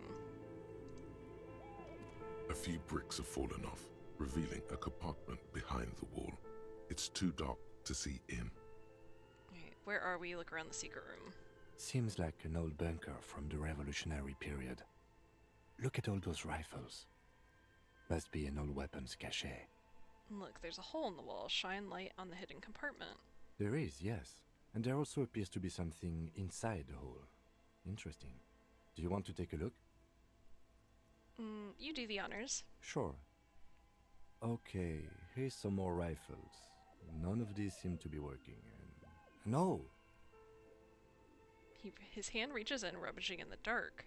An old Belmagrave rifle. That's rare to find in such good order. Seems to no longer be functional, but still rare. Here. This should cheer you up. It's yours, officer.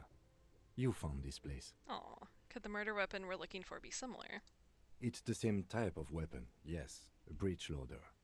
An interesting coincidence that we should find something so similar. But I'm afraid our search for the real murder weapon must continue. What does this mean? A rifle here?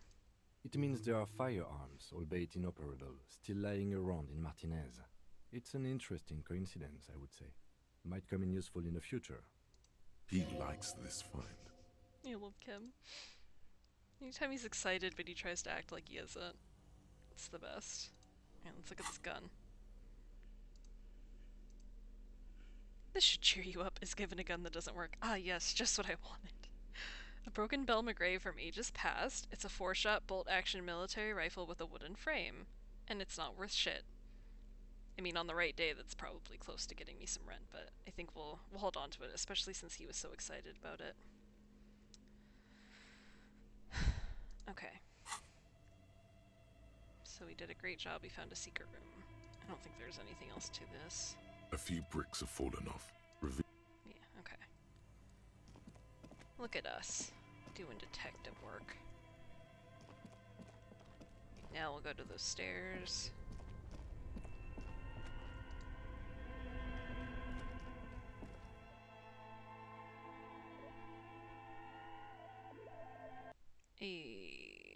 Oh! Interesting. Because this was a building I thought I hadn't been in. I mean, technically I hadn't, but that's surprising. An old call box with a matrix of push buttons lists all the companies in the East Delta Commerce Center. East Delta Commerce Center? This must be the name of the doomed commercial area. Okay, Because there was something in here. Main hall. Hair. Yeah, I think I was assuming that maybe I could get a haircut. The gym. Okay, so maybe we found some of these things. Let's run through these. I didn't do this before. Main hall, building A. An off-key melody starts playing after you ring the doorbell. Then a woman picks up the receiver. Kuno, please stop calling here. Grown-ups don't have time for your stupid games. Oh my god. Play since it's me. I'm investigating the doomed commercial area just like we discussed. Oh, I'm sorry, officer. I thought you were... There's a spot of static that overrides her words. But the doorbell is broken, and the bookstore shouldn't even be on the list anymore. So I can't help you. Please don't call here again. Thanks. A single beep indicates that the line has gone dead. Andrew Orlando Hare, SCA. You ring the doorbell, but no one answers. Tragic. What an ominous name for a hair salon. Doesn't bode well for anyone's hair. Just seeing the words Andrew Orlando gets your hackles up. Its very existence is a threat to your masculinity, to say nothing of your hair. Dumb. Alright, Armatep's boxing for young athletes in gym. All you hear is static, but no one answers the call. 24-hour window. You ring the doorbell, but nothing happens. Emma's fashion atelier. You wait for a minute or two, but all you get from the call box is silence. No one answers the call. Ferran's taxi, the rest has been burned off. Looks like someone has melted half the plastic off with a lighter. The doorbell doesn't work anymore. Slipstream SCA. You hear static from the intercom speaker.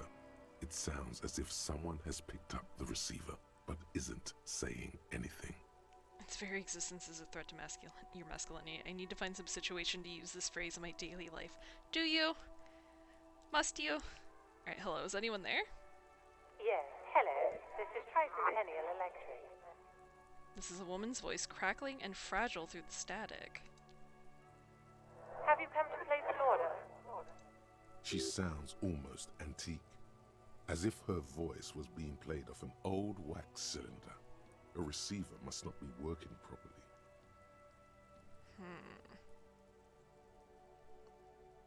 Okay, yeah, that was the game thing. Hold on, Tricentennial Electrics? I thought it was calling Slipstream SCA. My god. The lieutenant exchanges a look with you. Sorry? It's you. My god. I didn't think I would hear your voice. Oh boy. No. Something's wrong here. Are you sure she's talking to you? Who are you? Where are you? Or do we know each other? Michelle, just please. She stops and you can hear her breathe heavily, her breath distorted by ancient static. Why did you even call? I don't understand. You've been gone for months. I thought you didn't care.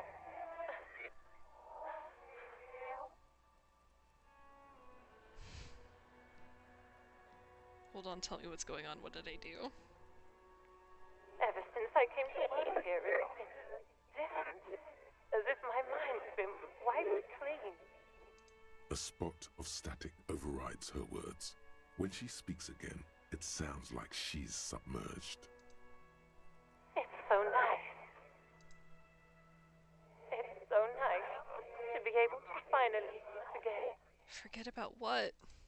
She sounds like she's about to cry.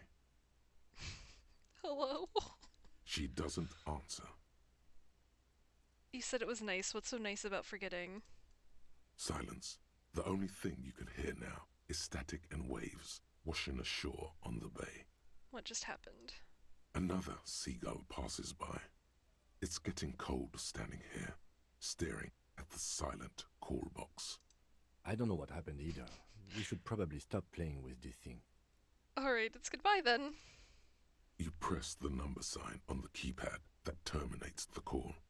12 name cards on the call box read. Let's try it. Whatever she says, it can't hurt you. You're a different person now. Stronger, healthier, and... Alright, maybe not healthier, but it's a bonus that you've drunk so hard you can't remember any of your past relationships. Oblivion's the ace in your corner. I like Oblivion's the ace in your corner. Call her again. There's a light buzz as you press the doorbell, waiting for her to answer the call. It's cold outside, and you can hear the wind blowing into the speaker.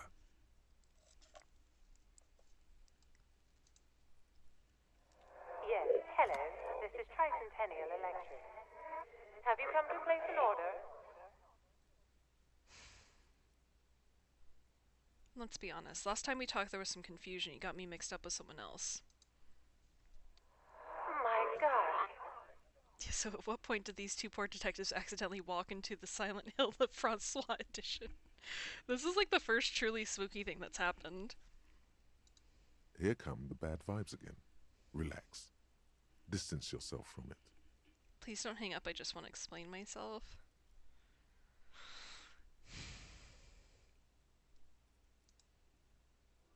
It's you. Before you can finish your sentence, the voice continues speaking. My God. She's just doing I it didn't again. think I would hear your voice again. Wait. Is she... Didn't you already say that the last time we talked? Michelle, just please. Even her breathing, the way her voice drops when she finishes a sentence sounds exactly the same. Why did you even call? I don't understand. You've been gone for months. I thought you didn't care. It doesn't matter what I say, you're just going to continue, right? The voice from the intercom doesn't answer, but you can hear her breathing. Wind blows into your microphone again, crackling and echoing in the box. Is it over? Can we talk now? Ever since I came to work here, it's been different. As if my mind's been wiped clean. It's so nice. This is so fucking weird. It's so nice to be able to finally forget about you. And then it hits you. You're recording. She tries again not to cry, and still doesn't succeed completely. Her quiet sobs sound old and distant, as if her voice is being played off a wax cylinder. Real or not, your mirror neurons react. It feels painful to be listening to this. Anger boils up in your chest.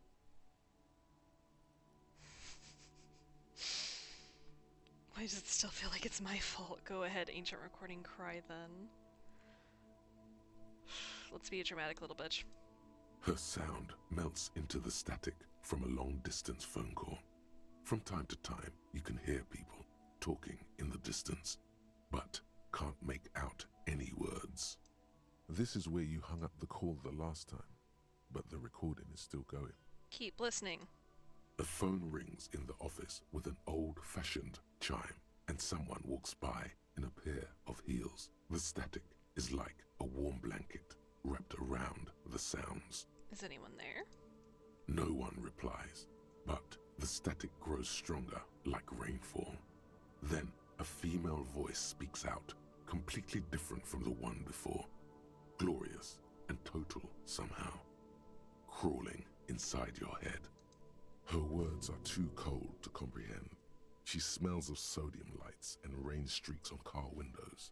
Eyes like pilot lights watch your shape in dark hallways, guttering. So... The strange alien thought pattern ends. The lieutenant cuts in, inspecting the intercom. It was a recording trapped in the circuitry from some ancient tenant. This sometimes happens. Shall we conclude here? We have other mysteries to solve. A recording trapped in the circuitry? I don't have time to explain it to you right now. Maybe sometime later. He looks at the sea, almost wistful. Something weird just happened to me. Don't take this the wrong way, but during our short stint working together, something weird is almost always happening to you. How dare you, Kim? That is true. Jesus. I don't know if you could hear my neighbors slam the shit out of the door, but I sure fucking could. Fortress Accident SCA. Silence. No one's home at Fortress Accident. Revachol City. Silence. No one answers the doorbell. Ooh, we can bother the whirling in rags. Nothing happens after you ring the doorbell. They don't want to talk to you. I mean, that's fair. I don't have time to explain it to you right now. You're not allowed to be horror game character vague right now. Make fucking time. Honestly, Kim. Just tell me. We've wasted time on, like, so many sillier things. East Delta Pinball entrance from Building B. Silence. No one answers your call. Empty card. This button looks new, but someone has removed the name card. Nothing happens when you try to ring it. Huh. This button looks new. It's probably not connected yet. He takes a step back, inspecting the other names on the list. Alright, we tried them all. I do think we should maybe go back inside, because we were hearing voices upstairs, and it was like, oh, let's go see what's upstairs, and then we didn't fucking do it. So, maybe we do that real quick. If I can figure out up and downstairs easily enough, which God knows I might not be able to. No, nothing else lit up.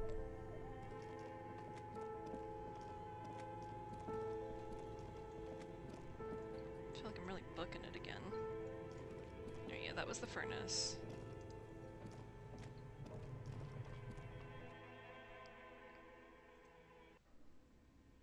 Anything? Don't see anyone. Nothing looks different.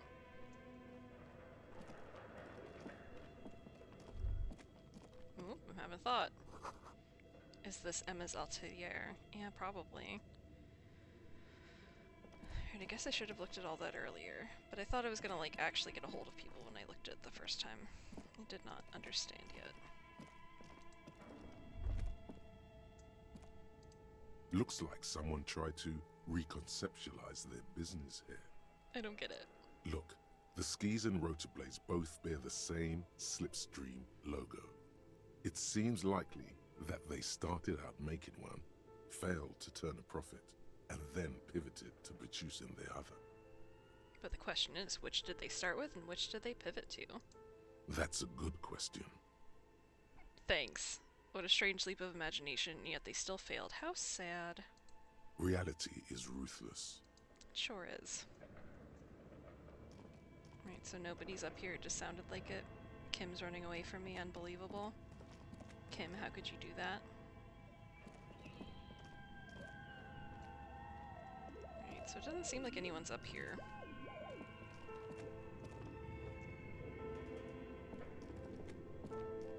Did I go up to this? I don't think I did. An iron safety curtain curves before your eyes, folded like a bellows. It covers half the room, blocking the way into a colossal industrial chimney. Okay, this is part of what we needed to find. This must be where the entity lives. This is directly above the central furnace in the cellar. The voices probably came from here.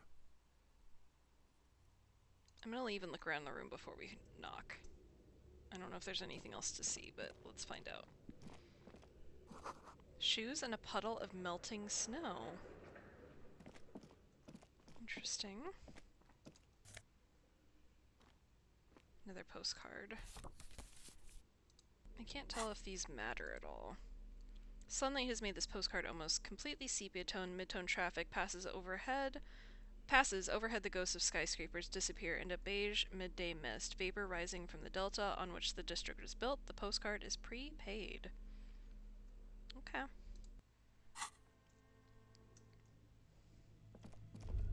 What am I thinking? Does someone live here? Yeah, it sure fucking seems suspicious.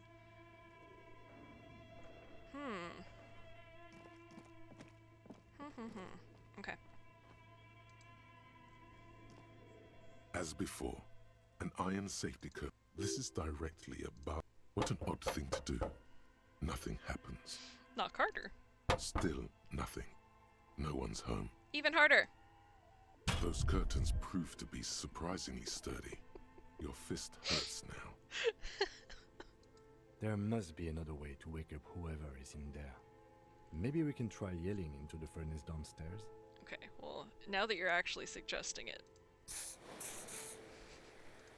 Now we'll do it. Okay. Oh my god, so much fucking running around. And it's almost time for me to go do something that had a time on it. Does someone live here? Well, it bears a striking resemblance to my previous apartment, down to the random office chair in the dark, so probably. Whomst amongst us doesn't just have a weird chair sitting around? Okay. A thick layer of coal dust covers the furnace, coloring it pitch black. Ooh, we got better points for calling that agent the second time. That's so weird. Alright, yell hello into the furnace. Something breaks loose in you. A mighty bellow echoes throughout the chimney's depths. The chatter of tiny voices above suddenly cease. Then, Hello? You hear a woman's voice answer. You've awakened the entity. Hi, are you there? Speak to me. Hello? Did you say anything? I can't hear you. Please come upstairs. There's a safety curtain on the second floor. I'll open it. You hear a low rumble upstairs. The sound of a curtain being pulled aside. Hell yeah. After you, officer.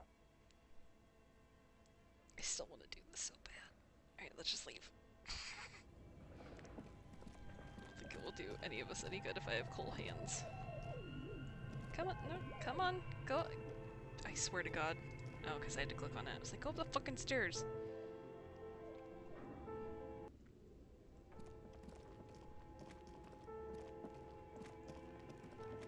Can't believe I missed this the first time.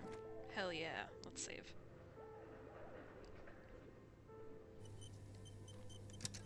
Smear the coal, it's the only way to the truth. I mean, look, I wouldn't be fucking surprised. The tray is full of dice, colorful polyhedral dice, hundreds of them.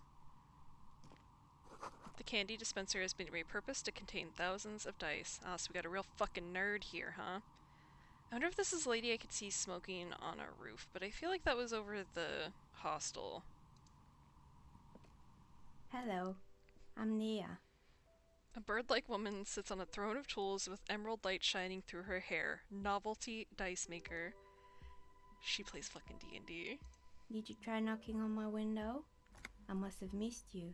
I've been listening to my Melius. She taps on her headphones. So what kind of die are you looking for? Could this be the malicious entity? Perhaps it's wise to go along with this masquerade for now. She's got a direct view to the backyard. You should interrogate her about the lynching. I have so many questions for you. Alright, hold on. What do you mean by milieus? Yes, a Melia is like a call-in station. You need a two-way radio to access one. That's why I have these. She passed the headphones on the table. Mostly, they just teach you to swear in different languages. But some of the stations can be quite interesting. I was so absorbed, I must have missed you knocking. Alright, you must have me confused with someone else. I haven't knocked on your window. Yeah, let's do it. Then how did you get inside? By the south entrance? You know what? It doesn't even matter. What matters is that you're finally here. Let's talk dice. Did you have something specific in mind? Why are you asking me about dice? I'm a novelty dice maker. Tell me the name of your role-playing system and I'll make the die you need. That's why you're here, yes? Role-playing games? You know the one made by Fortress Accident. Does that count?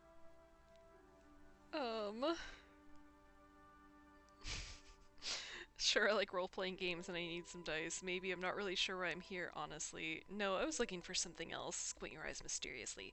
Answers. I'm not interested in buying dice right now. I'm a police officer. I need to ask some questions. Let's ask the fun way. Answers? How strange. These days people only come to me for dice and role-playing games. I'm not sure how helpful I'll be, but go ahead and ask. The walls around her are covered with rows of precious stones and minerals. In order to buy a dice, you must roll a d20. It almost looks as if the stones and dice are a natural part of the room, growing out of the shells like stalagmites. This person means you, or no one else, absolutely no harm. She will answer freely and honestly. How do you become a dice maker? How did I become one? It was a business decision. I was a regular jeweler at first, but that's an unfocused field with too much competition. Some of my friends were role players. They asked me to make some polyhedral dice out of cobalt. That was my first order. I grew it from there. Do you like role-playing games yourself? Not especially. I like working with rare materials and a steady pay. And role players as customers? They're nice people. Some of those nice people have big bucks to spend on novelty items. Don't know what you're talking about. She's thankful for the security they provide her. What do you know about the man who was lynched behind the whirling in rags? Nothing really. I didn't know him. I really wish I'd put my flashlight away because I'm just blinding this woman while I speak to her. Who cares about the dead body? We might be dealing with a malignant entity here. The lieutenant looks at his notebook. Then the woman under the large window. Your window looks directly onto the courtyard. You're saying you didn't see or hear anything unusual last Sunday evening? I'm sorry, detective, but as you know, I usually have my headphones on when I'm working. It shuts out most of the daily ruckus behind my window. What do you mean by the daily ruckus? Well, there's always something going on in the Whirling's backyard. She stops and tries to come up with an example. During daytime, there are usually those kids. And lately, I've been seeing a lot of drunk workers hanging about. Must be because of the strike. But I never saw anyone during that fateful Sunday night, I'm afraid. You never took your eyes off the work to look out the window? I might have, but in this case, all I would have seen is my own reflection staring back from the darkness. It's light here, but dark in the yard at night. It's really hard to make anything out in the yard when it's dark outside. Besides, I rarely get up to look out the window when I'm in the zone. Do you often work Sunday nights? It's an odd profession, making dice for people, but I like it, and I prefer doing this to sitting at home. I see. Thank you for your answers. She nods. What a nice lady. Anything else, officer? Let's find out. I'd like to order a die from you. Of course. Tell me what you have in mind. Do you know about the Whirl Untethered setting? I want to die for that. Do you have any cursed dice? Tell me about your most extraordinary die. I'm sorry, I don't actually know what I want. A normal die for me, please. Very regular. Looking for something to help with my work. Need more time to think about it.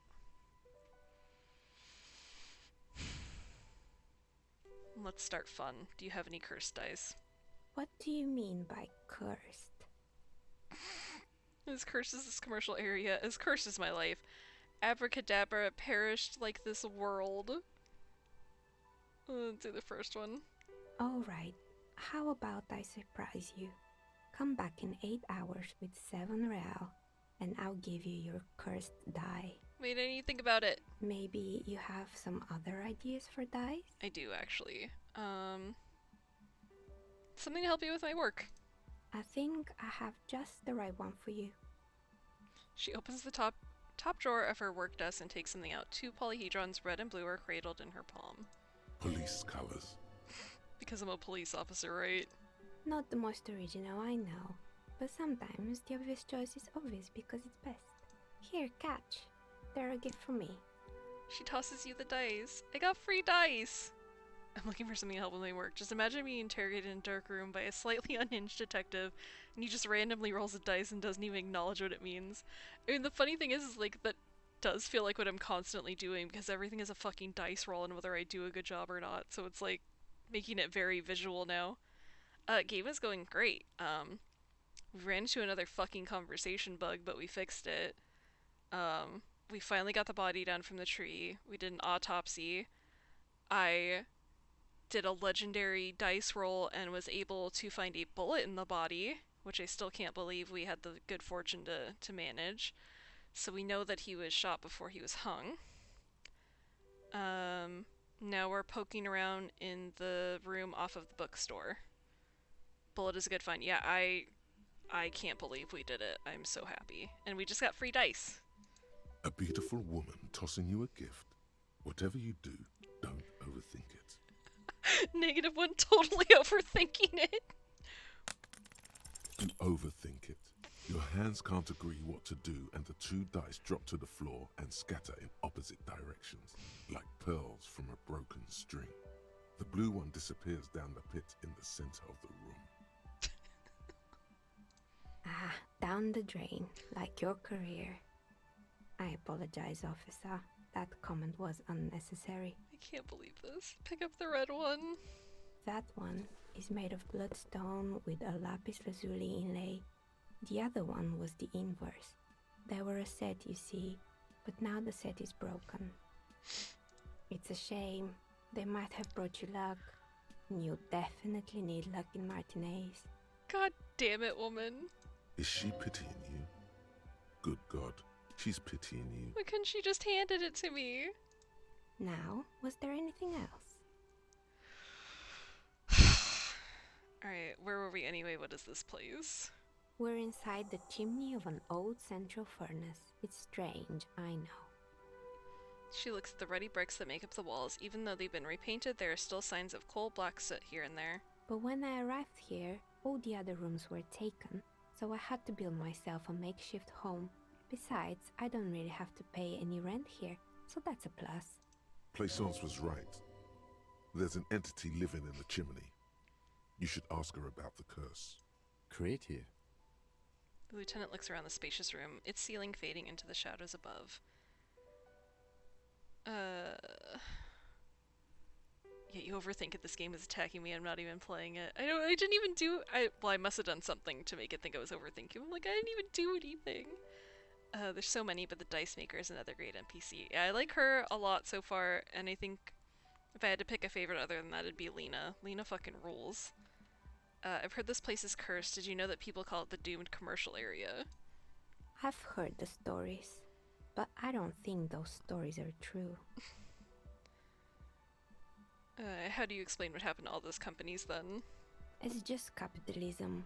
We only hear about tales of success, so it's often surprising to realize how many ventures actually fail. Plaisance is the one who sent me. She's convinced that the place is swarming with malicious energies. Plaisance, the bookshop lady? I've heard that her business is doing rather well.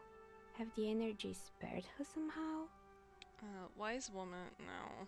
Bookshore isn't doing that well. Hardly any customers. Has to exploit her own daughter to keep the company going. Curse is just biding its time before it strikes again. Sooner or later, everyone will fail, even her. I don't know why the bookstore hasn't gone bankrupt yet. That's why I'm here to investigate. Let's be honest here. Oh, right. But it's not just the bookstore that's still up and running. What about the whirling in rags? Some people say it's part of the building complex. Part of the doomed commercial area? You could say so. Both houses were built at the same time and under the East of the Commerce Central project. We still need to figure out, like, secret rooms in the whirling. The whirling isn't doing well either. Its waitress just took off because of me, and customers have trouble paying their bills. Also me. Still a separate building and malicious energies can't reach there. And then there is me. She sighs, looking at her messy work table. All kinds of tools lie there, scattered from knives to carving files to wire cutters. I've been here for 14 years, selling novelty dice to role-playing enthusiasts. Not exactly a million-real business idea, yet somehow I've survived despite the talk of malicious energies. Strange, isn't it? 14 years. It's because she's in cahoots with the demons.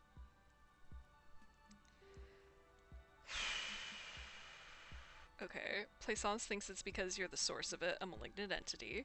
It's because you're competent and dedicated to your craft. The curse doesn't affect people like you. The curse will get to you, have no doubt about it. It just doesn't care about earthly time frames. I'll be the first to admit there are many inconsistencies in this so-called curse. You're not exactly a million real business. Honey, have you ever heard of Etsy? My god, yeah, like you could... Clearly she has lived for 14 years off of it. It's very lucrative. I kind of want to compliment her. Yeah, let's just go with the compliment. No! No, I clicked the wrong one! What you think, officer? That the curse is real? Fuck. It's fine. The jig is up. The she-demon knows you've uncovered her true identity. Time has come to face the source.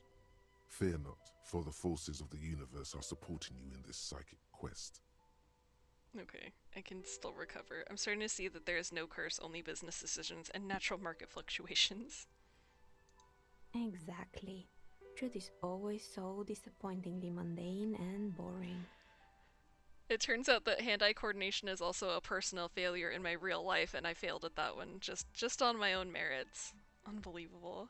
I'm so afraid of doing that, and I think that's the first time I've actually just stupidly clicked the wrong thing. But I'm glad we got this sorted out. Anything else I can help you with today? Plaisance is not going to like what you have to tell her. Can retry why it hasn't failed. I do still I want to see if I can order something, even though she gave me the one dice because I got those for free. Do you know what happened to their tenants? Everyone else is gone. More or less. Are you interested in anyone specific? Oh, quite a lot of them spring to mind. Oh god. Let's just ask her everything, fuck it. There used to be a hair salon here, right? Yes, I think it was called Androgynous Orlando or something similar. They weren't a big hit around here. Turns out that working class men don't like genderless haircuts. They're scared of that word.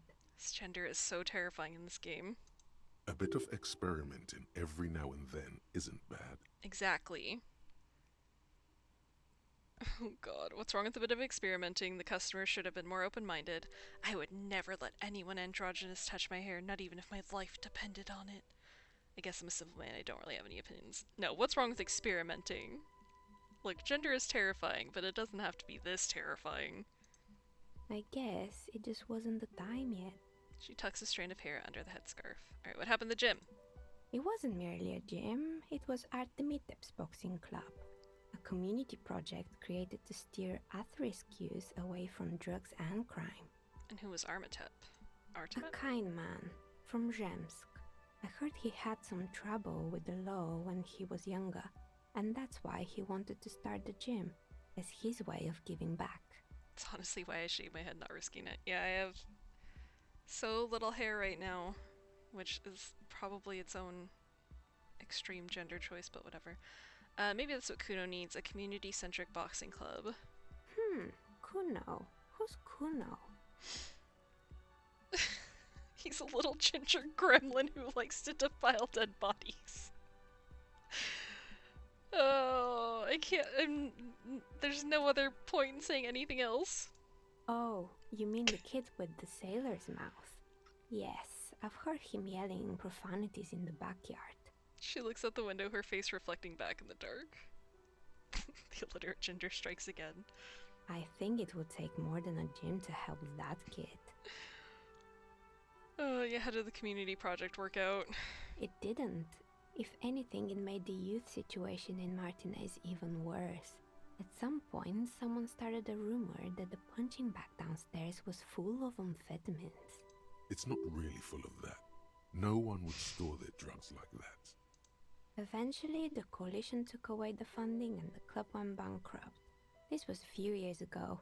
It's gotten much more peaceful around the plaza ever since. Alright, what's up with the broken windows? Oh, this one's a mess. There used to be a company that promised to repair windows 24 hours a day. What could go wrong with this one, right? Turns out, the business was actually set up as a front for an illicit group that was producing snuff milieu. Who would have guessed? What's the snuff milieu? Trust me, you don't want to know. I don't. And they never cleaned up the debris either. Now it's just littering the hallway and I have no idea how to get rid of it on my own. Yeah, it's a shame about those windows. I'm not even gonna ask about the milieu. Yeah, don't. She looks down, then up again. Did someone here make stuffed animals? I saw mounts lying around. You mean Mr. Fabron, the taxidermist? No, he mostly just did drugs. Anything else? found creepy mannequins. There used to be a fashion atelier here, but I have forgotten the head designer's name. They were doing well for a couple of years, until the insect rights activists came. What? Insect right activists, what in the name of? Mm-hmm. The atelier produced a certain collection that used chitin among the materials. Apparently chitin is made in the Occident, where it's extracted from beetle wings. And you know how all kinds of political movements are big in the Occident. The activists shut down the biggest chitin supplier, which of course caused the price to skyrocket. No, he mostly just did drugs, and we're not going to go any further on that. I don't think I want to know too much about a drugged out taxidermist. And, naturally, all the most fashionable tastemakers refused to be seen in chitin from then on. The atelier went bankrupt before they could finish the collection. I'm glad that someone took care of the little guys. I like insects. But insects don't have any brains or feelings. They got what they deserved. Making clothes out of beetle wings is a terrible idea. I like the bugs. Really? Anyway. She looks at the windowsill where a dead fly is lying on its back, legs curled up in a bow tie. Poor guy. Suddenly, you get a feeling that insects are important to the case somehow. It's hard to say why. I mean, we already have a whole insect thing happening with Lena, so I'm not surprised. What's with the rotor blades and skis? They were made by a company called Slipstream. After they pivoted from making rotor blades to skis, their chief executive took off on a vacation with all their money. She rests her chin on her hand with an impish smile. Honestly, I think it's quite funny.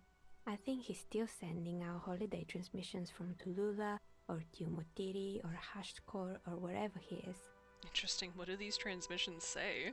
The usual, I imagine. That he's been thinking up all kinds of new business plans and can't wait to get started on them just as soon as he returns. Her smile widens before she sees the lieutenant's face behind you. Men like that are a curse. Lieutenant is stern. Sure, but Slipstream is history now. All their remaining assets got seized by the bailiffs in 47. I have no idea why those skis and blades are still lying around in the house. Not much use now, I guess. They were just the props. Why return them? I found a strange machine. Fortress Accident, the radio game studio. She closes her eyes as some remnant of a memory lights up her face. She liked them. They were an interesting bunch. We talked about role-playing systems every now and then. Once, I even saw two of them get into fisticuffs over Wirral. They certainly took their work very seriously, even if they seemed to be chronically liberal with their schedules. What do you mean liberal? What happened? The usual. They ran out of money and couldn't get the project done on time. What went wrong? Well, I did hear them talking at times. She looks at the hallway as if she can still hear them chit-chat behind her curtains on a cigarette break. They seemed to believe they were historical individuals on some grand quest. Alright, from what I've seen so far, the project did look quite impressive. Yes, but when the money started to run out, they just began to complain a lot about capitalism. You know, how the markets are rigged to keep out new businesses and so on. In the end, they just didn't get it done. They didn't have enough willpower to produce something truly historic, and to show up to work on time. She's right. Showing up to work on time is important. Oh my god. Okay, showing up to work on time is incredibly hard. That's too bad. I would have supported them. The project looked great. You're right, they should have just tried harder. They had everything they needed to succeed. We'll go middle ground here. Not the wisest decision. You would have lost all your savings. She tosses a pair of dice on the table. One of them stops near the edge of the metallic desk. The result is 1 on a 20-sided die. The dice is black and filled with little silvery flakes, like snowfall. Anything else? Terrifying taxidermy bear in the cellar. Yeah, showing up to work on time is hard. Finally a point we can agree on. That's why you work from home, and then you just accidentally oversleep sometimes. Oh boy, the fabled Revachol ICT. You're in for a treat here. She smiles and leans closer, hands on her knees like a stand-up comedian ready to tell a story. The place was owned by two guys who had some rather innovative ideas about marketing. The bear was one of them. Now ask me about their other ideas. Indeed. What were the other ideas? What about the other ideas? There was really just one, and it involved picking out the prettiest girls in the neighborhood and paying them 20 cents per hour to man the booth. And by man the booth, I mean slump behind the counter with a face that could maim you if you ever dared to disturb their bored magazine browsing. She leans back, disapproving. Yeah, tell us about the bear, nothing else matters. Sounds like she really didn't like those girls. Fritta does the same thing. It does.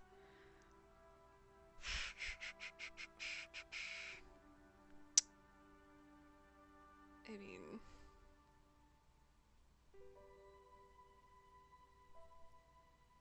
I'm between these two, only because it pointed it out. But yeah, what did they expect? 20 cents per hour is dog's pay. I'm surprised they showed up to work at all. Oh, but they did. They did show up to work, and not alone. There were also acne-ridden girlfriends and gorilla-like boyfriends loitering near the ice cream stand. And they already had the bear. She closes her eyes as if remembering something painful. What about the bear? The bear. She repeats, pressing thumbs into her temples like trying to suppress a headache. It didn't work out? Of course not. The bear was terrifying. No one wants ice cream guarded by a hostile apex predator. To make matters worse, the fridge didn't work too well either, and half the ice cream came out malformed and partially melted. But we just put a body in there! Eventually, Ravishell Ice City lost the price war to its rival, Glace 5000. Glace 5000 sold caramel sundaes for only 5 cents a piece, out of regular fridges. Not solemnly, it's the market doing its job. I'm sure the bear was doing its best. The bear was scary. Every time I saw the bear, I felt scared, like it could become alive any moment now. Bear was doing its best. Maybe, because the taxidermist who made that bear definitely wasn't. Doing his best, I mean. I hope when people refer to me like this in the North server when I'm not around. The bear! Of course we do. Every time I see a bear, I think about you. How come? He said that the bear was his vision beast. He said he met his vision beast while high on desiccants. Called it Megatherion. Sounds cool. Scary, but cool. Megatherion? Megatherion. A mega wild beast. What is a mega wild beast? It's an imaginary beast that guides you through life. By telling you to do more drugs, mostly. Oh, perfect. The horrific necktie tightens around your neck, strangely excited.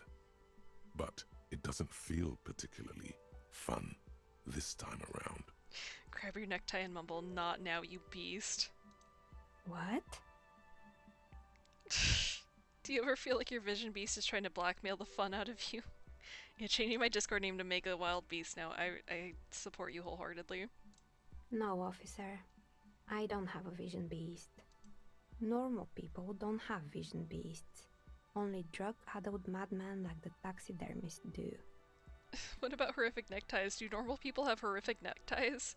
Neckties? I guess they do sometimes, officer. But I don't understand how it's relevant to our discussion. I have a haunted necktie, so it's very relevant. Anyway, now you know the story of the fallen ice cream empire. My vision beast is a small tap-dancing platypus. Beautiful. Anything else? Another failed business, perhaps? I've been here for a long time. I found the building's intercom, but it's not working. Oh, right. I hope you didn't try to ring me. She rubs her forehead. Her scarf has left a faint line on her dusty skin. I think none of those doorbells work, including mine. I'm still in the middle of connecting the wires. Sorry about the confusion. The doorbell with the empty name card must belong to her then.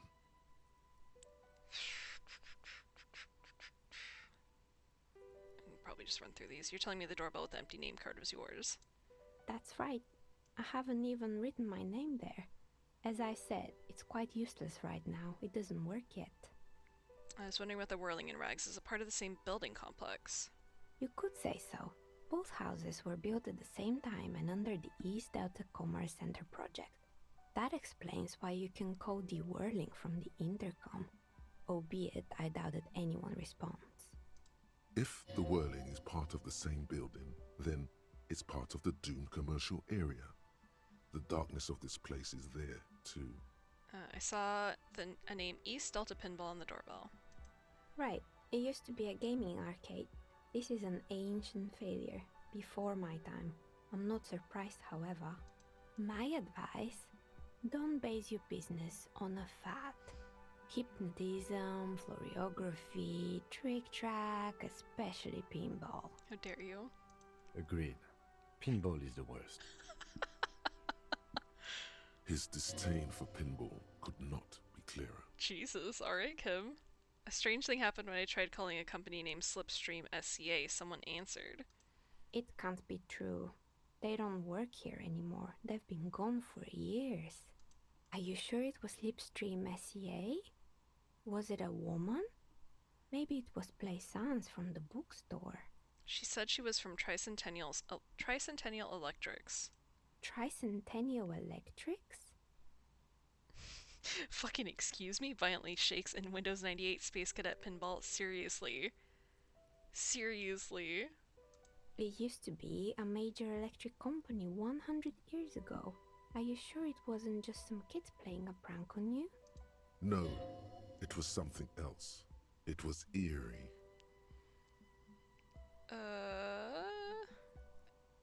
I want to say that, but let's say it, fuck it. It was something else, something eerie. Narrow your eyes. Pranks can be eerie. She looks as if she's still convinced there's nothing to be worried about. Oh, the kids these days. We were just one of them, and now they're terrorizing us. No solidarity. Actually, the Slipstream SCA mystery might be a recording. I called again later and got exactly the same message. Why would Slipstream SCA have a 100-year-old recording as their doorbell message?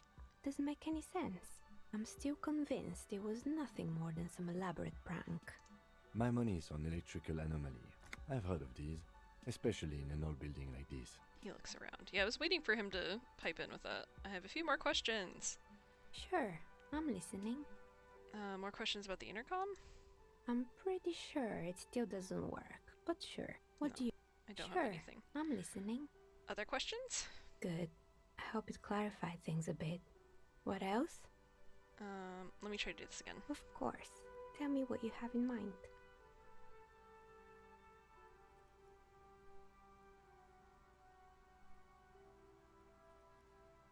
I probably can't afford extraordinary. I don't really want a cursed die. I don't know if that's the thing that was downstairs or if that's just the regular board game.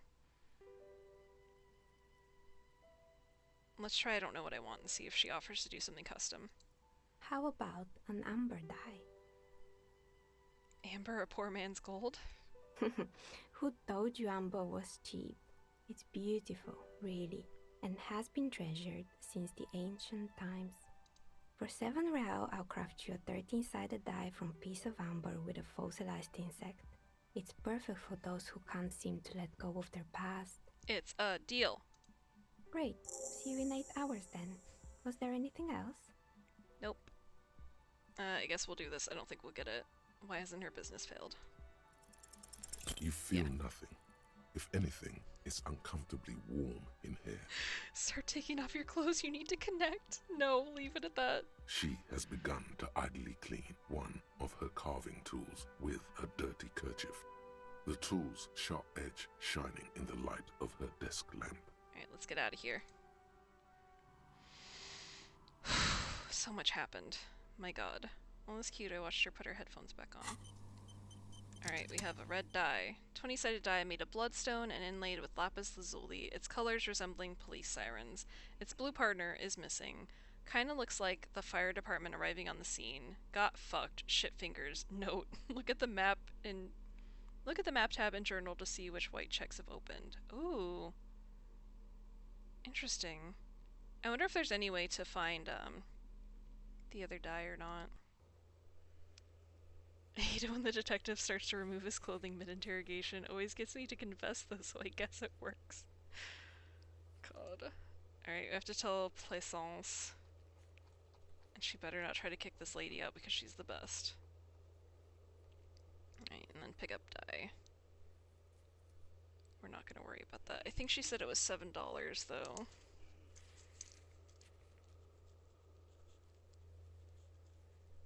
$7 for die. But I also have to make rent. Okay. Map. So can I just try things again now because I have a die? Oh my god, I hate this. Why is this menu so bad? Why does this one hate me? I just want to see if the one I care the most about opened back up. It didn't.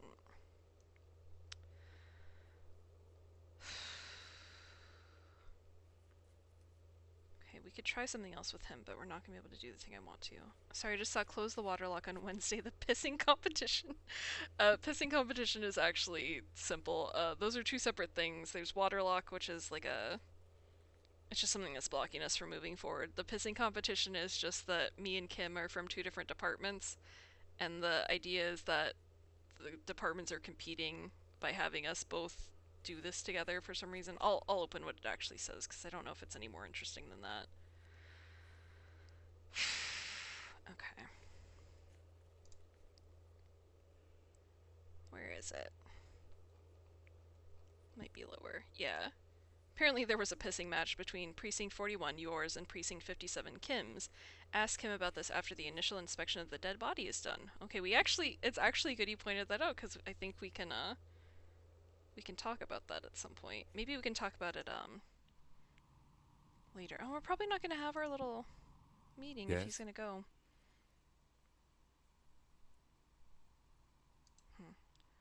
Makes much more sense, yet somehow slightly more disappointing than the anticipated. I mean, it's definitely not as interesting. Okay, I should wrap up here. It's going to be about that time.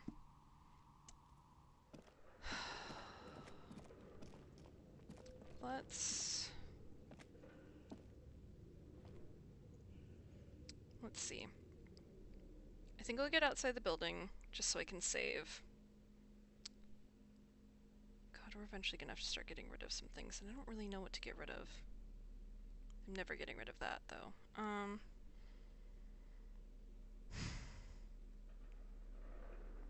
Because the next thing I have to do is probably gonna take a while. So we can just start with it tomorrow. Or if I stream tomorrow, which I might. I never know until I actually get up in the morning whether I'm gonna do it. Like, I always do Sundays. Sundays are firm, but the weekdays are a little more random. We'll get outside, we'll save, but yeah, we'll stop. Because I'm gonna have to go to the apartment building, which is like from a while ago now. And then everything else is a little up in the air. Like the ball thing I can do, the apartment I can do. My notes are thrilling. The password's gonna take a while. I'll make enough money for the die. But tomorrow, or no, tomorrow in game, some new things are gonna open up, I think. If I'm correct. I can mark off some of these things. Okay, yeah.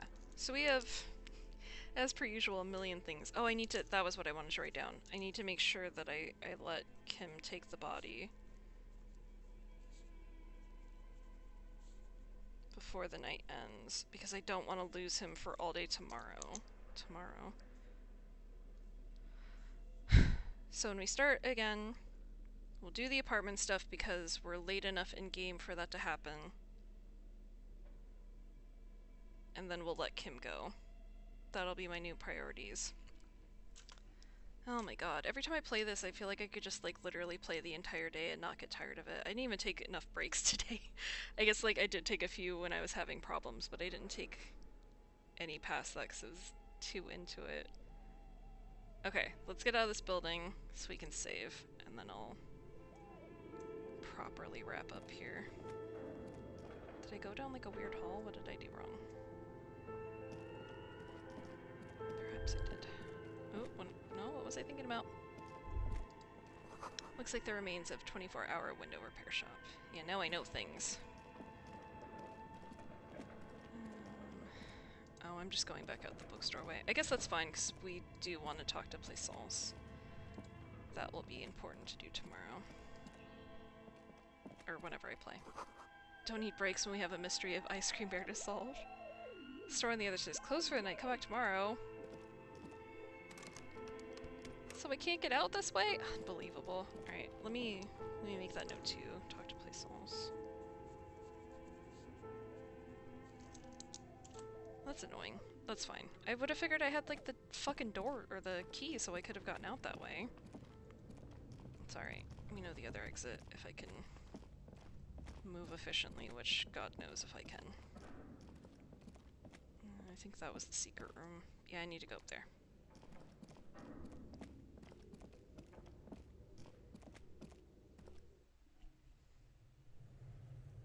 Okay. Wonderful bear room.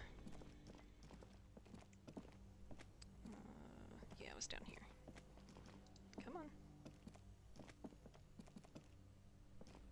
Move your butt, Harry. Okay. I'm gonna walk slightly towards the apartment complex just so that's like my default to when I play next. I keep saying tomorrow very confidently. Actually, let's stop here because I'll there's some old guys I can talk to down the